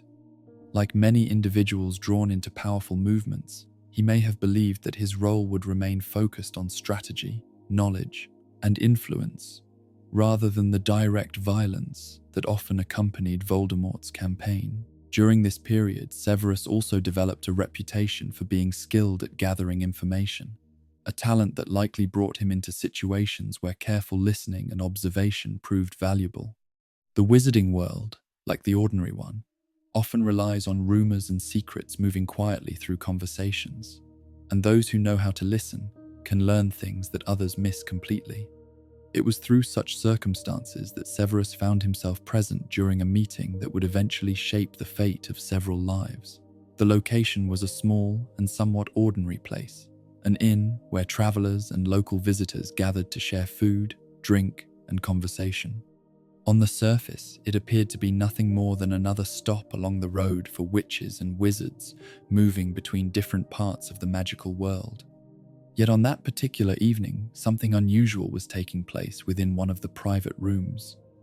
A respected wizard named Albus Dumbledore had arranged to meet with a woman seeking employment at Hogwarts. Her name was Sybil Trelawney, and although she appeared to many as an eccentric and somewhat mysterious figure, she carried a rare ability that only revealed itself under very specific circumstances. During their meeting, something remarkable occurred. Trelawney entered a trance-like state and began speaking words that did not appear to come from ordinary thought or intention. Instead, she delivered a prophecy, a mysterious prediction about a child who would one day possess the power to challenge and possibly defeat the Dark Lord. Severus, who had been nearby during this meeting, overheard part of the prophecy as it was spoken. The words he heard described a child born to parents who had already defied Voldemort, a child marked by a destiny that would place him directly in the path of the Dark Lord's power. To Severus, who remained loyal to Voldemort at that time, this information seemed incredibly important. The idea that a prophecy existed about someone who might threaten his master could not be ignored, and the decision he made in that moment would soon send events moving toward a tragic outcome. He carried the partial prophecy back to Voldemort, delivering the information with the belief that he was providing something valuable to the leader he served. Within the world of the Death Eaters, loyalty and useful knowledge were often rewarded, and Severus likely believed that sharing what he had overheard would strengthen his position among the Dark Lord's followers. However, the prophecy did not include clear names, and Voldemort interpreted the message in a way that led him to focus on a particular family whose child matched the description within the prophecy. That child was Harry Potter, the infant son of James Potter and Lily Evans. The moment Severus realized how Voldemort intended to act upon the prophecy marked the beginning of a realization that would haunt him for the rest of his life. The information he had delivered so confidently had now set a chain of events in motion, events that would place Lily, the person he had once cared about more than anyone else in the world, directly in the path of unimaginable danger. At the time he first spoke the prophecy to Voldemort, Severus could not have fully understood the tragedy that would follow. Yet the decision to share those words became one of the most important turning points in his life, because it revealed how far he had traveled from the boy who once dreamed of a future shaped by friendship and curiosity about magic. The path he had chosen in pursuit of belonging and recognition had now brought him to a moment where loyalty to the Dark Lord collided with the painful memories of the past he had tried to leave behind. And although the consequences of that collision had not yet fully unfolded, the shadow of tragedy had already begun to move across the lives of everyone connected to the prophecy he had carried into Voldemort's hands. The terrible realization: there are moments when the consequences of a decision reveal themselves slowly, unfolding piece by piece until the full weight of what has been set in motion becomes impossible to ignore. For Severus Snape, the realization arrived in a way that felt both sudden and inevitable, like a storm that had been building quietly on the horizon before finally breaking over his life. Until that point, he had believed he was acting with loyalty and intelligence by sharing the information he overheard, because within the world he had entered, knowledge was a form of power, and withholding it from the Dark Lord could easily be interpreted as betrayal. Yet the meaning of that decision changed completely when the prophecy began to take shape in ways he had not anticipated. When Lord Voldemort heard the words that Severus had carried to him, he did not treat them as vague speculation or distant possibility. Instead, he examined the details carefully, searching for the identity of the child who might eventually grow into the one capable of challenging his rule. The prophecy described a child born at the end of July to parents who had already defied him several times. And although it did not provide names, the clues were enough to narrow the possibilities. For Severus, the moment of understanding came gradually, beginning as a quiet suspicion that grew stronger with each passing conversation within the inner circle of Voldemort's followers. Discussions about the prophecy began to focus on a particular family whose history with the Dark Lord matched the description almost perfectly. James Potter and Lily Evans Potter had resisted Voldemort's influence more than once, and their young son had been born within the exact time frame mentioned in the prophecy. At first, Severus may have tried to dismiss the connection as coincidence, because accepting the truth would mean confronting a consequence he had never imagined when he first delivered the prophecy. Yet the more he listened, the more certain it became that Voldemort believed the child of James and Lily Potter was the one described by the mysterious prediction. The realization struck him with a force that left little room for denial. The information he had provided had not simply alerted Voldemort to the existence of a potential enemy. It had placed Lily directly in the path of a man whose methods were feared across the wizarding world. In that moment, the distance between Severus's past and his present collapsed completely. The young boy who once stood beside Lily in a quiet playground, explaining the secrets of magic, had become a man standing within the ranks of the very force now threatening her life. Horror is not always loud or dramatic, because sometimes it appears in the silent space where a person suddenly understands that their own actions have created a disaster they cannot easily stop. For Severus, that realization filled him with a cold dread that spread through his thoughts and emotions, replacing the confidence he had once carried as a loyal follower of the Dark Lord. The ambition and desire for belonging that had once guided him toward Voldemort now seemed painfully small compared to the possibility that Lily might suffer because of his choices. Memories he had tried to bury began returning with unexpected clarity. He remembered the afternoons when they had spoken about Hogwarts with excitement, the early years when their friendship had felt unbreakable, and the painful moment when he had destroyed that bond with a single cruel word. All of those memories now formed a heavy weight pressing against the loyalty he had sworn to Voldemort. The ideology he had accepted during his years of bitterness and isolation suddenly seemed far less convincing when measured against the life of the one person he had never truly stopped caring about. Severus faced a decision that few people ever encounter, a moment when loyalty to a powerful leader collided directly with the deepest emotions he had tried to ignore for years. Remaining silent would mean allowing Voldemort to move forward with his plan, trusting that the prophecy demanded the destruction of the child he believed destined to defeat him. Speaking out, however, would require confronting the very man he had sworn to serve. Despite the danger involved, Severus chose to act. When he approached Voldemort with his request, the atmosphere surrounding their meeting carried the same cold intensity that many followers had come to recognize in the presence of the Dark Lord. Voldemort did not rule through kindness or understanding, and those who spoke to him knew that even simple requests could lead to consequences if they appeared foolish or disloyal. Severus explained that the woman mentioned in connection with the prophecy was someone he once knew, someone whose life he hoped might be spared when the Dark Lord moved against the family.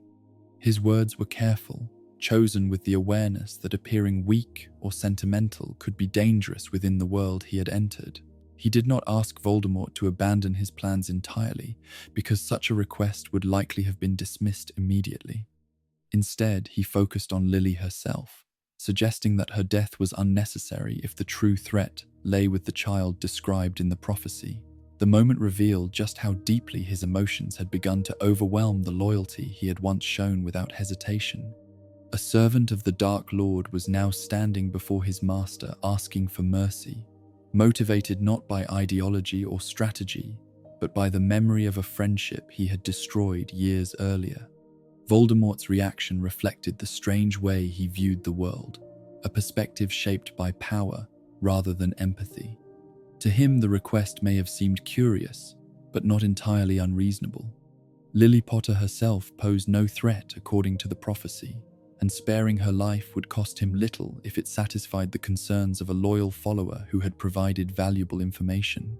The promise he gave was vague and conditional, yet for Severus it offered a small fragment of hope in a situation that otherwise felt hopeless. Voldemort agreed that Lily could be spared if she stepped aside and allowed him to destroy the child. For someone who believed deeply in loyalty to family, this condition would have seemed impossible. Lily was not the kind of person who would abandon her child in order to save herself, and somewhere within Severus's mind, he likely understood that truth, even as he clung to the fragile promise Voldemort had given him. Fear now joined the growing storm of regret inside him, because the situation had moved beyond anything he could control. The prophecy had been delivered, Voldemort had chosen his target, and the wheels of fate were already turning toward a confrontation that seemed inevitable. This realization marked the beginning of a profound internal conflict that would shape the rest of Severus Snape's life. The path he had followed in search of belonging had led him into a position where loyalty demanded silence, yet conscience demanded action. He could no longer pretend that his role in Voldemort's movement existed separately from the consequences unfolding around him. The ideology he had once accepted with intellectual curiosity now stood in direct opposition to the one thing he still cared about. For the first time since joining the Death Eaters, Severus began to question not only his loyalty, but the entire direction his life had taken. The man who once believed he had found purpose within Voldemort's ranks now faced the terrifying possibility that he had become part of something capable of destroying the last piece of goodness left in his world. And as the days passed with growing tension and uncertainty, Severus Snape found himself standing between two identities that could no longer exist together: the devoted servant of the Dark Lord, and the man who realized far too late that the person he had loved was now in terrible danger because of him. The promise to Dumbledore. There are moments when a person realizes that the path they have chosen can no longer continue in the same direction. Moments when the consequences of past decisions become so heavy that even the most stubborn loyalty begins to collapse beneath their weight. For Severus Snape, that moment did not arrive with loud arguments or dramatic confrontations, but with a quiet understanding that time was running out. The fragile promise he had received from Lord Voldemort offered little real comfort, because deep inside he knew that Lily Evans Potter was not the kind of person who would step aside when danger threatened her child. The condition placed upon her survival required something that was completely against her nature, and that knowledge forced Severus to face a truth he had been avoiding since the moment he realized she had become Voldemort's target. The only person in the wizarding world powerful enough to oppose Voldemort in a meaningful way was Albus Dumbledore, the headmaster of Hogwarts, and a wizard widely respected for both his knowledge and his courage. For many years, Dumbledore had been one of the most determined figures standing against the growing power of the Dark Lord, and because of that reputation, he represented the one possibility Severus had left. Yet seeking help from Dumbledore meant crossing a dangerous line, because it required revealing information that would immediately expose Severus as someone who had betrayed the trust of Voldemort.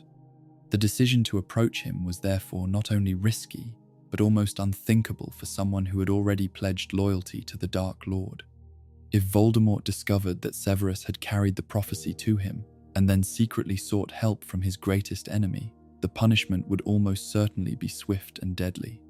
Still, fear of that outcome became less important than the growing dread that Lily's life might soon be lost because of the information he had delivered.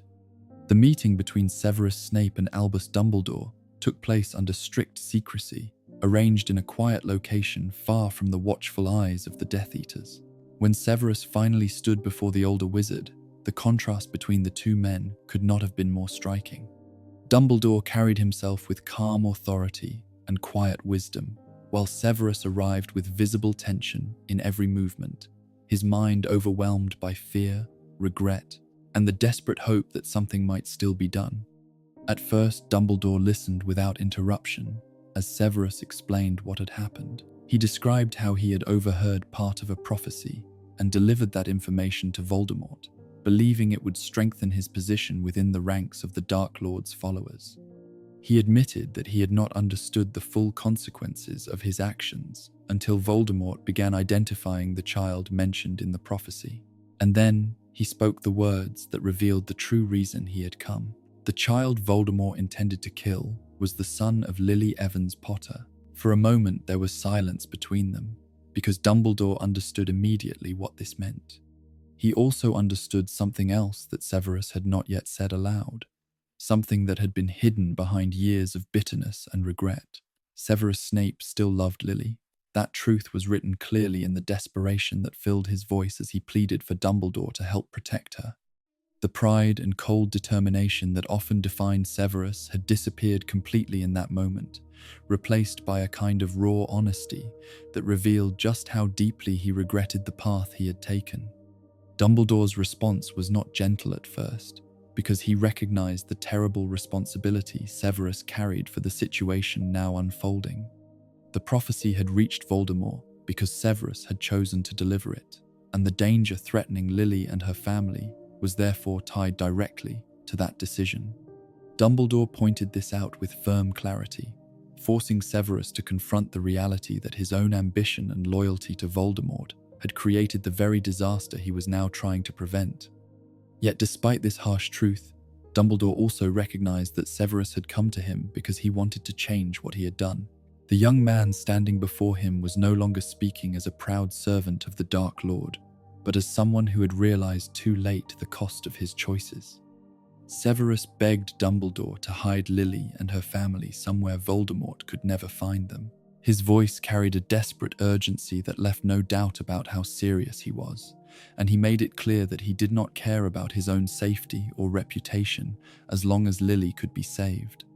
Dumbledore studied him carefully during that conversation, because he understood that the situation offered a rare and dangerous opportunity. If Severus truly regretted his actions and wished to oppose Voldemort, he could become an extremely valuable ally within the war that was already spreading across the wizarding world. But Dumbledore also needed to know that Severus's motives were strong enough to withstand the enormous risks involved. He asked a question that cut directly to the heart of the matter. Would Severus be willing to protect the child as well? The request forced Severus to confront another painful truth. James Potter, the child's father, had been one of the people he hated most during his years at Hogwarts, and the idea of risking his life to protect the son of that rival would once have seemed impossible. Yet the child was also Lily's son, and the thought of refusing to help protect him would mean abandoning the last chance to honor the feelings he still carried for her. After a long and difficult pause, Severus agreed. That agreement marked the beginning of a promise that would define the rest of his life. Despite their efforts, however, the events that followed could not be stopped.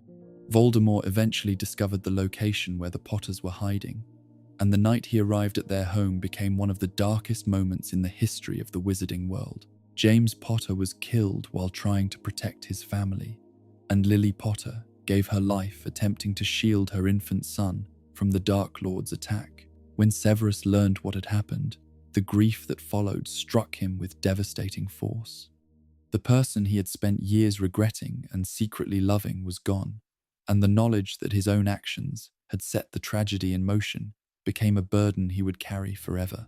It was during this time of loss that Severus returned to Dumbledore, no longer driven by hope that Lily might still be saved, but by the crushing weight of guilt and sorrow. The conversation that followed between them shaped the future of the war against Voldemort. Dumbledore reminded Severus of the promise he had made. Lily's son had survived the attack that killed his parents, and if Severus truly wished to honor her memory, he would dedicate himself to protecting that child. Severus accepted this responsibility with a determination that surprised even Dumbledore.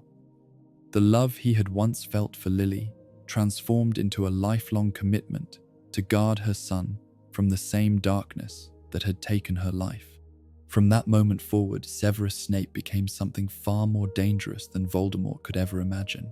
Outwardly, he remained a loyal servant of the Dark Lord, continuing to move among the Death Eaters and maintain the appearance of complete obedience. In reality, however, he had begun working secretly for Dumbledore, feeding information to the very man Voldemort considered his greatest enemy. Living this double life required extraordinary discipline and courage, because a single mistake could expose him and lead to immediate death. Every conversation, every mission, and every decision had to be carefully balanced between the two sides of the conflict. To Voldemort, he remained a trusted follower whose intelligence and magical skill made him valuable to the cause. To Dumbledore, he became one of the most important spies in the entire war. Thus began the transformation of Severus Snape into one of the most complex and dangerous double agents in the history of the wizarding world, a man whose outward loyalty concealed a secret mission shaped by grief, regret, and a promise made in the memory of the only person he had ever truly loved, the cold guardian of Hogwarts. When Severus Snape returned to Hogwarts as a teacher, the castle that had once witnessed his struggles as a student now became the stage for a life defined by secrecy, discipline, and quiet sacrifice.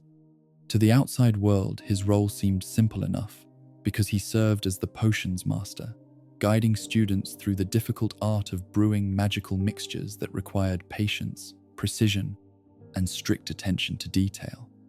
Yet beneath that ordinary position existed a far more complicated reality, because Snape was no longer simply an instructor working under the authority of the headmaster. He had become a man living between two dangerous worlds, outwardly loyal to Lord Voldemort, while secretly working for Albus Dumbledore in a hidden war that demanded constant caution. The classroom where he taught potions became one of the most recognizable places within Hogwarts, partly because of the atmosphere Snape created through his presence. The dungeon room was dimly lit and lined with shelves of strange ingredients stored in jars, and the air often carried a mixture of scents that ranged from sharp herbs to smoky liquids simmering over open flames. When students entered the room, they quickly sensed that this was not a place where carelessness would be tolerated, because Snape's voice and manner left little doubt that he expected discipline and attention from everyone who stood before a cauldron. Many students feared him, and some disliked him deeply, because he rarely offered encouragement or friendly conversation during lessons. Instead, he watched his classes with sharp attention, correcting mistakes with dry comments that could easily embarrass those who had made them. Points were removed quickly when students failed to follow instructions properly, and his patience seemed especially thin when dealing with those he believed were not taking their work seriously. To many observers, this behavior appeared to confirm the reputation Snape had carried since his own school years, a reputation shaped by bitterness and harsh judgment. Students whispered among themselves that their potions master seemed to enjoy humiliating certain individuals, particularly those from Gryffindor House, and it was widely believed that he carried a strong dislike for Harry Potter, the boy who had become famous throughout the wizarding world as the child who survived Voldemort's attack. From the outside, these impressions seemed completely believable. Snape spoke to Harry with cold sarcasm, often questioning him during lessons and pointing out mistakes in front of the entire class. The tension between them was obvious to anyone watching, and many students assumed that their teacher resented Harry simply because of the long-standing rivalry between their fathers. Yet, the truth behind Snape's behavior was far more complicated than most people realized. Living as a double agent required constant control over every expression, every word, and every decision he made. Voldemort had once trusted him as a loyal follower, and if the Dark Lord ever returned to power, that trust would become essential for maintaining his role as a spy. For this reason, Snape could never allow himself to appear sympathetic toward Harry or overly loyal to Dumbledore's cause. Any hint that his true allegiance had shifted could place him in immediate danger.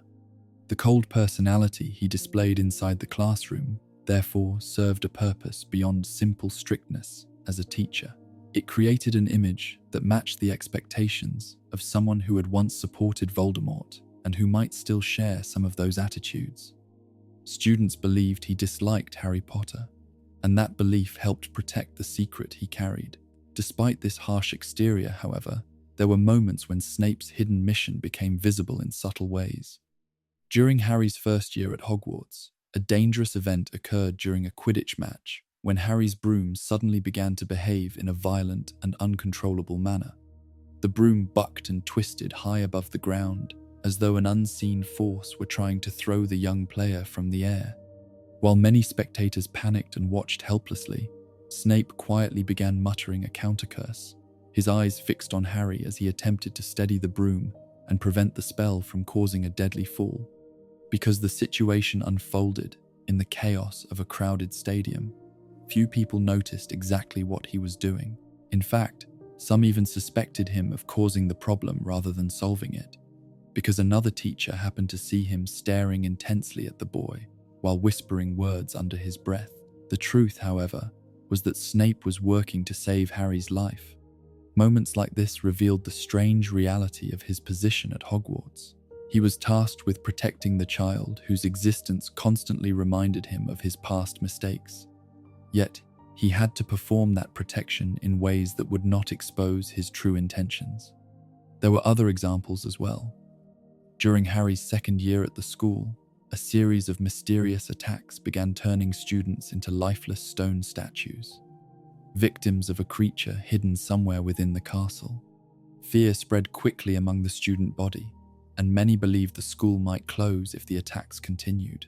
Although Snape was not the central figure investigating the mystery, he remained watchful during those tense months, carefully observing the events unfolding around him while maintaining the same strict demeanor that had become part of his identity. His ability to remain calm and analytical during dangerous situations made him valuable to Dumbledore, who understood that Snape's intelligence and caution could help prevent further tragedy.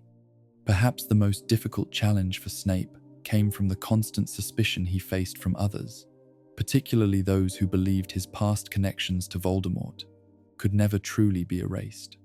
Even within Hogwarts, there were teachers who questioned whether he could be trusted completely, and outside the castle, many members of the wizarding community remembered that he had once served the Dark Lord willingly. Living under that suspicion required enormous patience, because defending himself too strongly might reveal information he could not afford to share. Instead, he allowed the rumors and doubts to continue, trusting that Dumbledore's confidence in him would be enough to keep his position secure. The tension of maintaining this double life became even more intense when Voldemort eventually returned to power.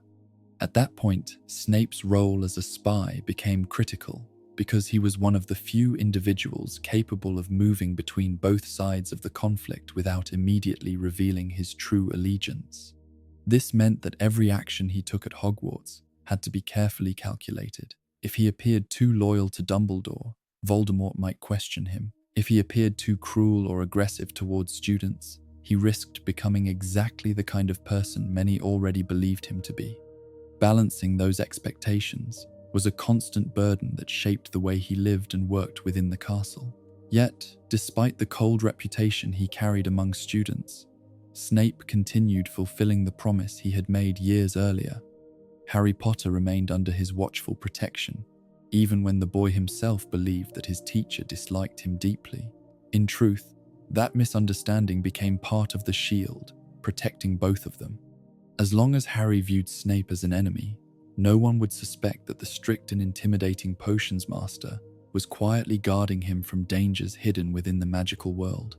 Thus, Severus Snape spent many years walking the corridors of Hogwarts as a figure both feared and misunderstood, a man whose harsh words and distant manner concealed the quiet reality that he was protecting the son of the woman he had loved, even if that protection required the entire school to believe he was nothing more than a cold and bitter teacher. The final sacrifice. The years that followed the return of Lord Voldemort were filled with a growing darkness that slowly spread across the wizarding world like a storm that no one could easily escape. Fear returned to the hearts of many witches and wizards who had once believed that the terror of the past had ended forever, and rumors of attacks, disappearances, and secret gatherings once again began to circulate through both magical and non-magical communities. For those who had fought against Voldemort during the earlier war, the signs were painfully familiar. The Dark Lord had regained his strength, and this time he seemed even more determined to secure complete control over the wizarding world. Within Hogwarts, the tension became increasingly noticeable, because the castle was no longer simply a school filled with lessons and student rivalries. It had become a place watched carefully by both sides of a hidden conflict, a place where decisions made behind closed doors could influence the outcome of the war spreading beyond its ancient walls. Albus Dumbledore remained one of the most powerful figures resisting Voldemort's return, yet even he understood that the situation had become far more complicated than it had been in the past. Severus Snape stood at the center of this dangerous balance, continuing the role he had played for many years as a double agent. Outwardly, he appeared to have returned to the service of Voldemort, and many of the Dark Lord's followers believed he had remained loyal to their cause throughout the years of Voldemort's absence. This belief allowed Snape to move among them without immediate suspicion, and Voldemort himself seemed to value the information and skills that Snape could provide.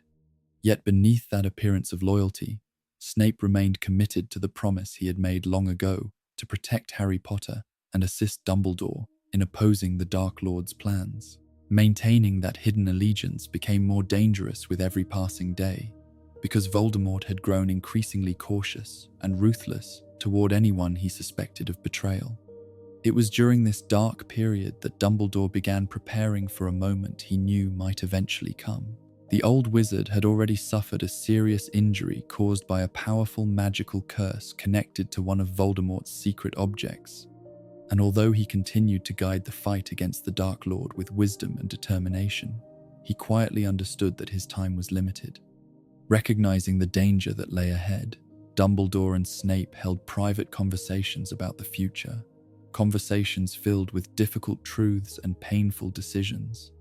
Dumbledore knew that Voldemort would not rest until he controlled Hogwarts completely, and he also understood that the school itself could become a battleground if the Dark Lord succeeded in placing his followers within its walls.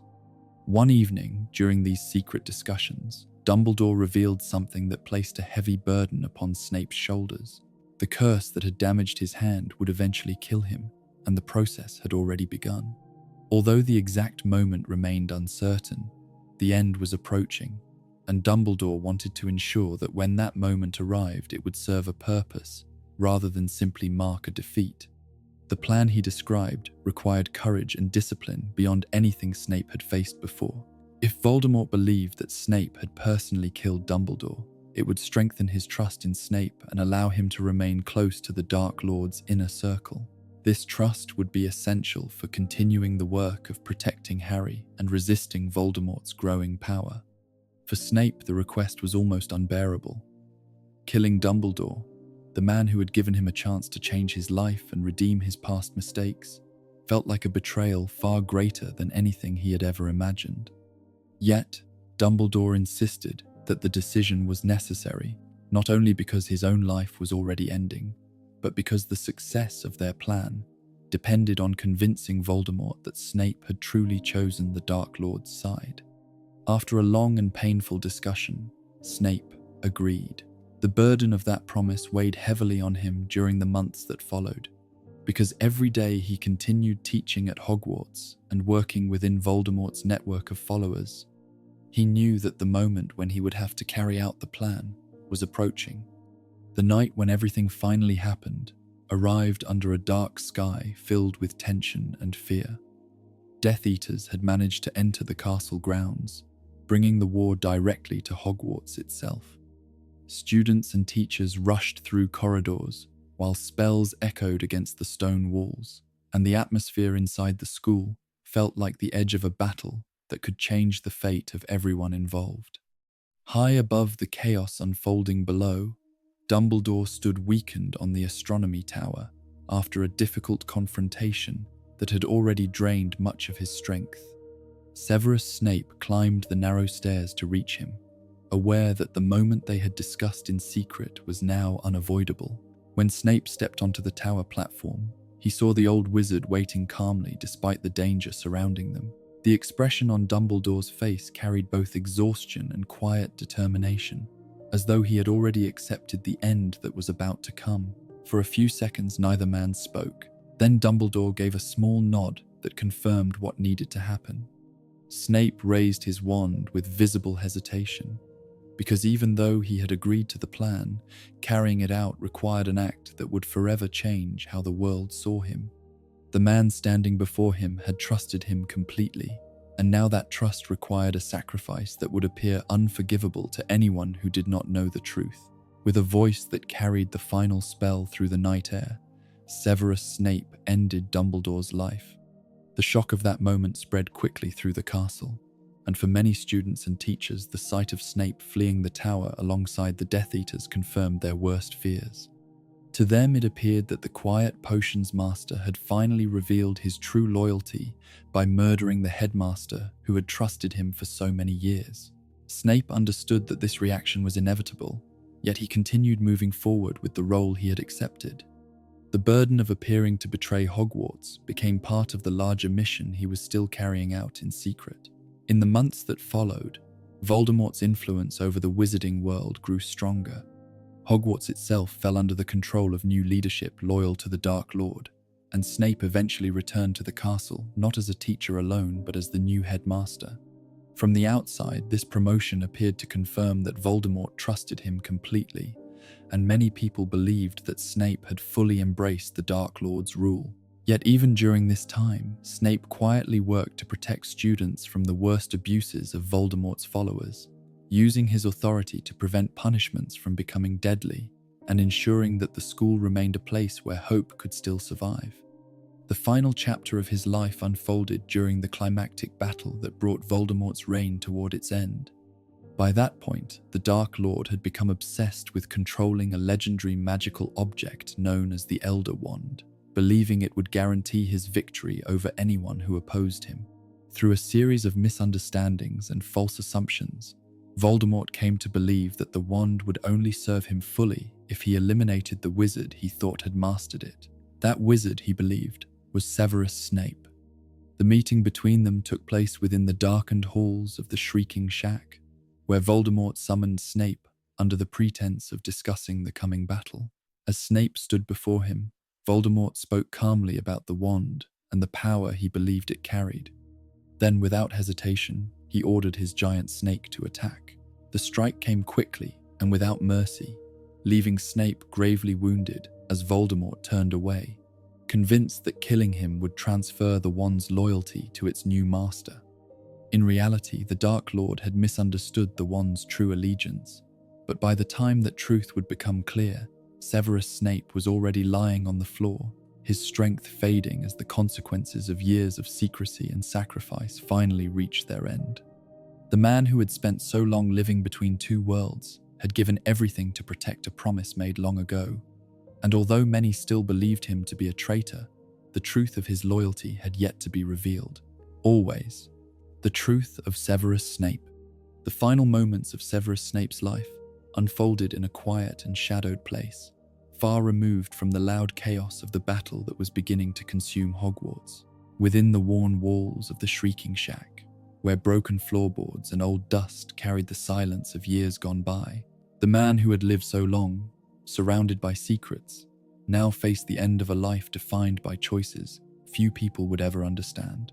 The wounds left by Voldemort's attack had taken away his strength, and the cold air in the room seemed to move slowly as though time itself had grown heavy.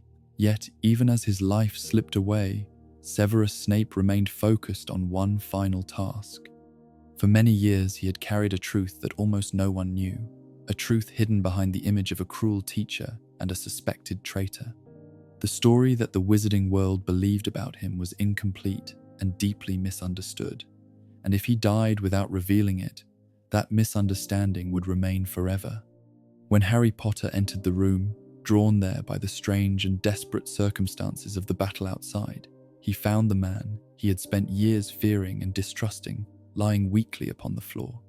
For most of Harry's life, Severus Snape had appeared as an enemy, someone who watched him with cold dislike and who seemed to find fault in almost everything he did.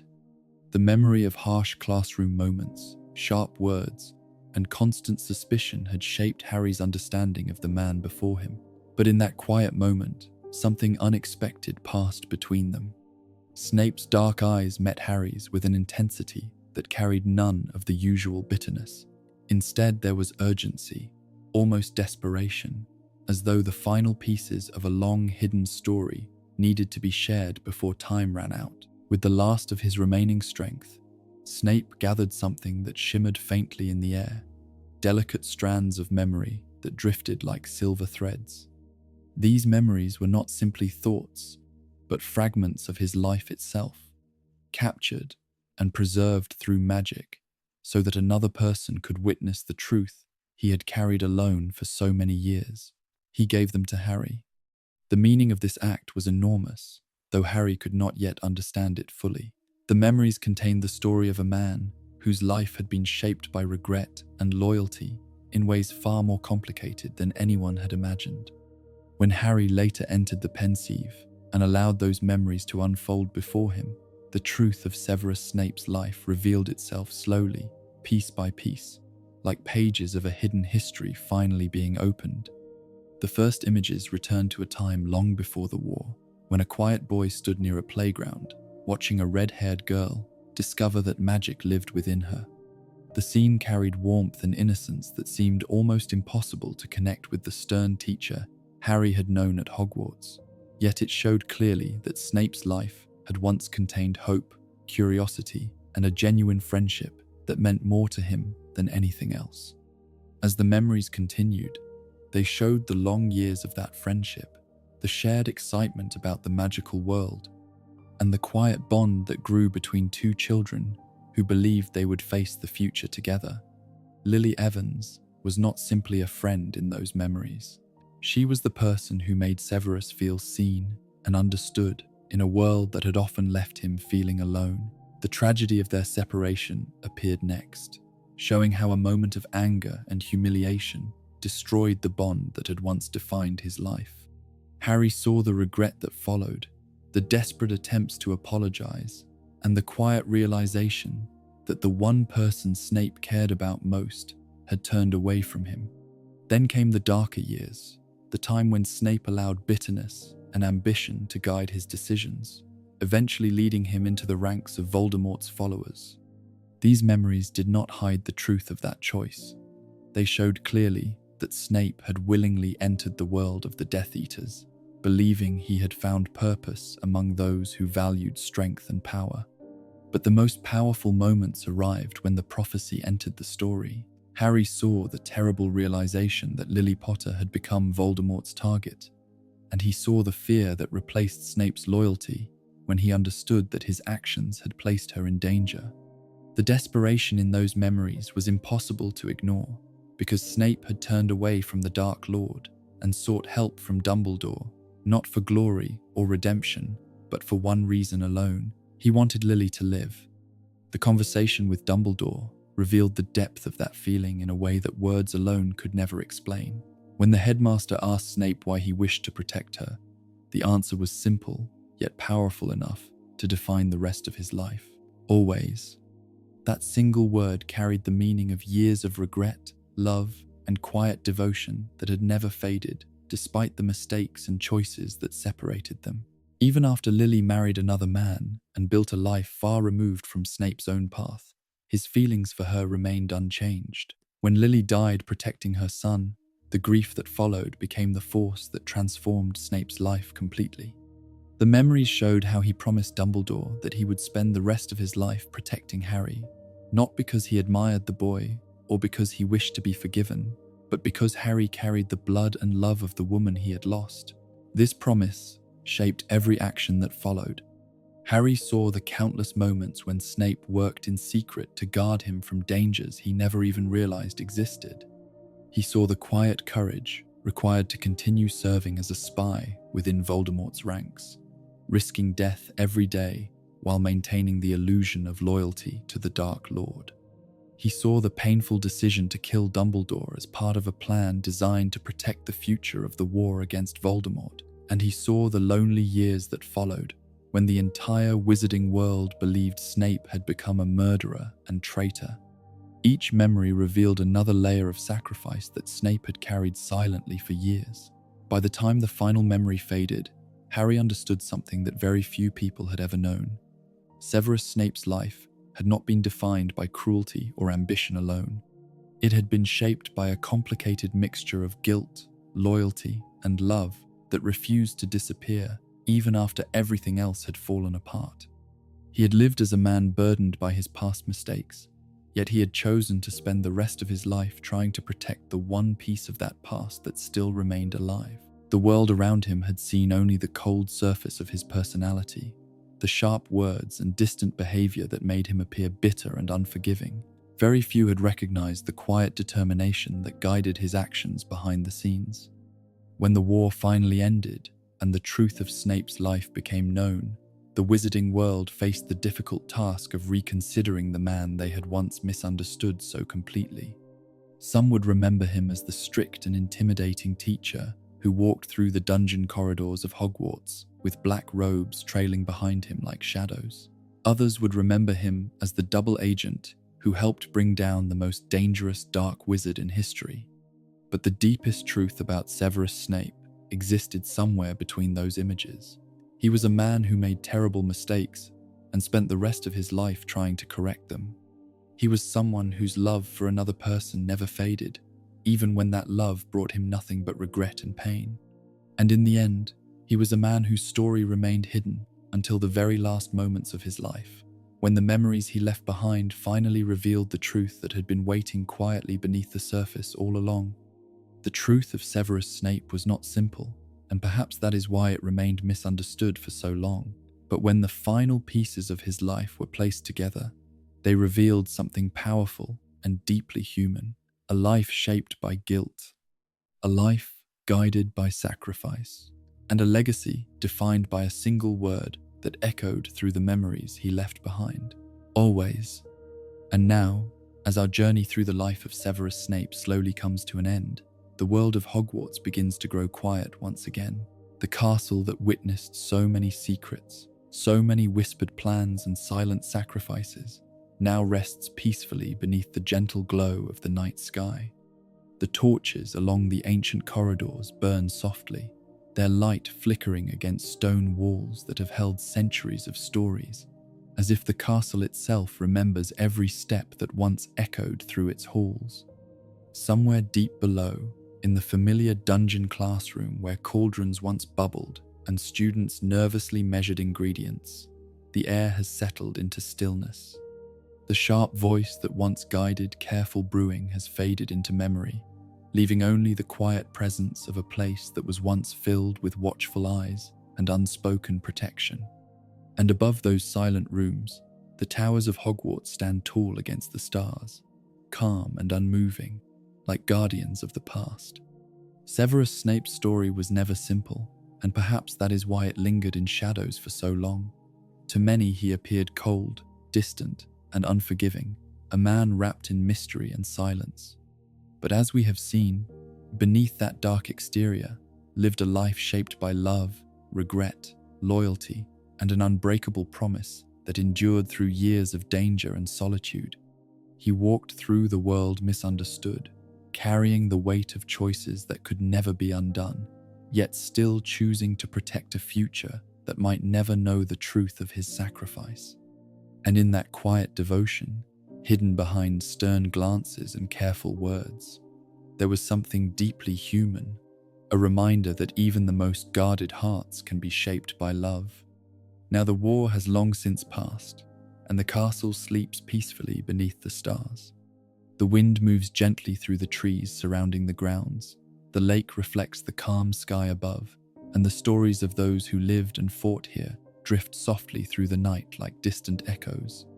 Perhaps, somewhere in those quiet halls, if you listen closely enough, you might imagine the faint rustle of black robes moving through the shadows, the presence of a man who spent his life protecting others while asking for nothing in return. And as the night grows deeper and the world slowly drifts toward rest, let the memory of Severus Snape settle like a soft whisper in the darkness, a life misunderstood, a promise kept, always.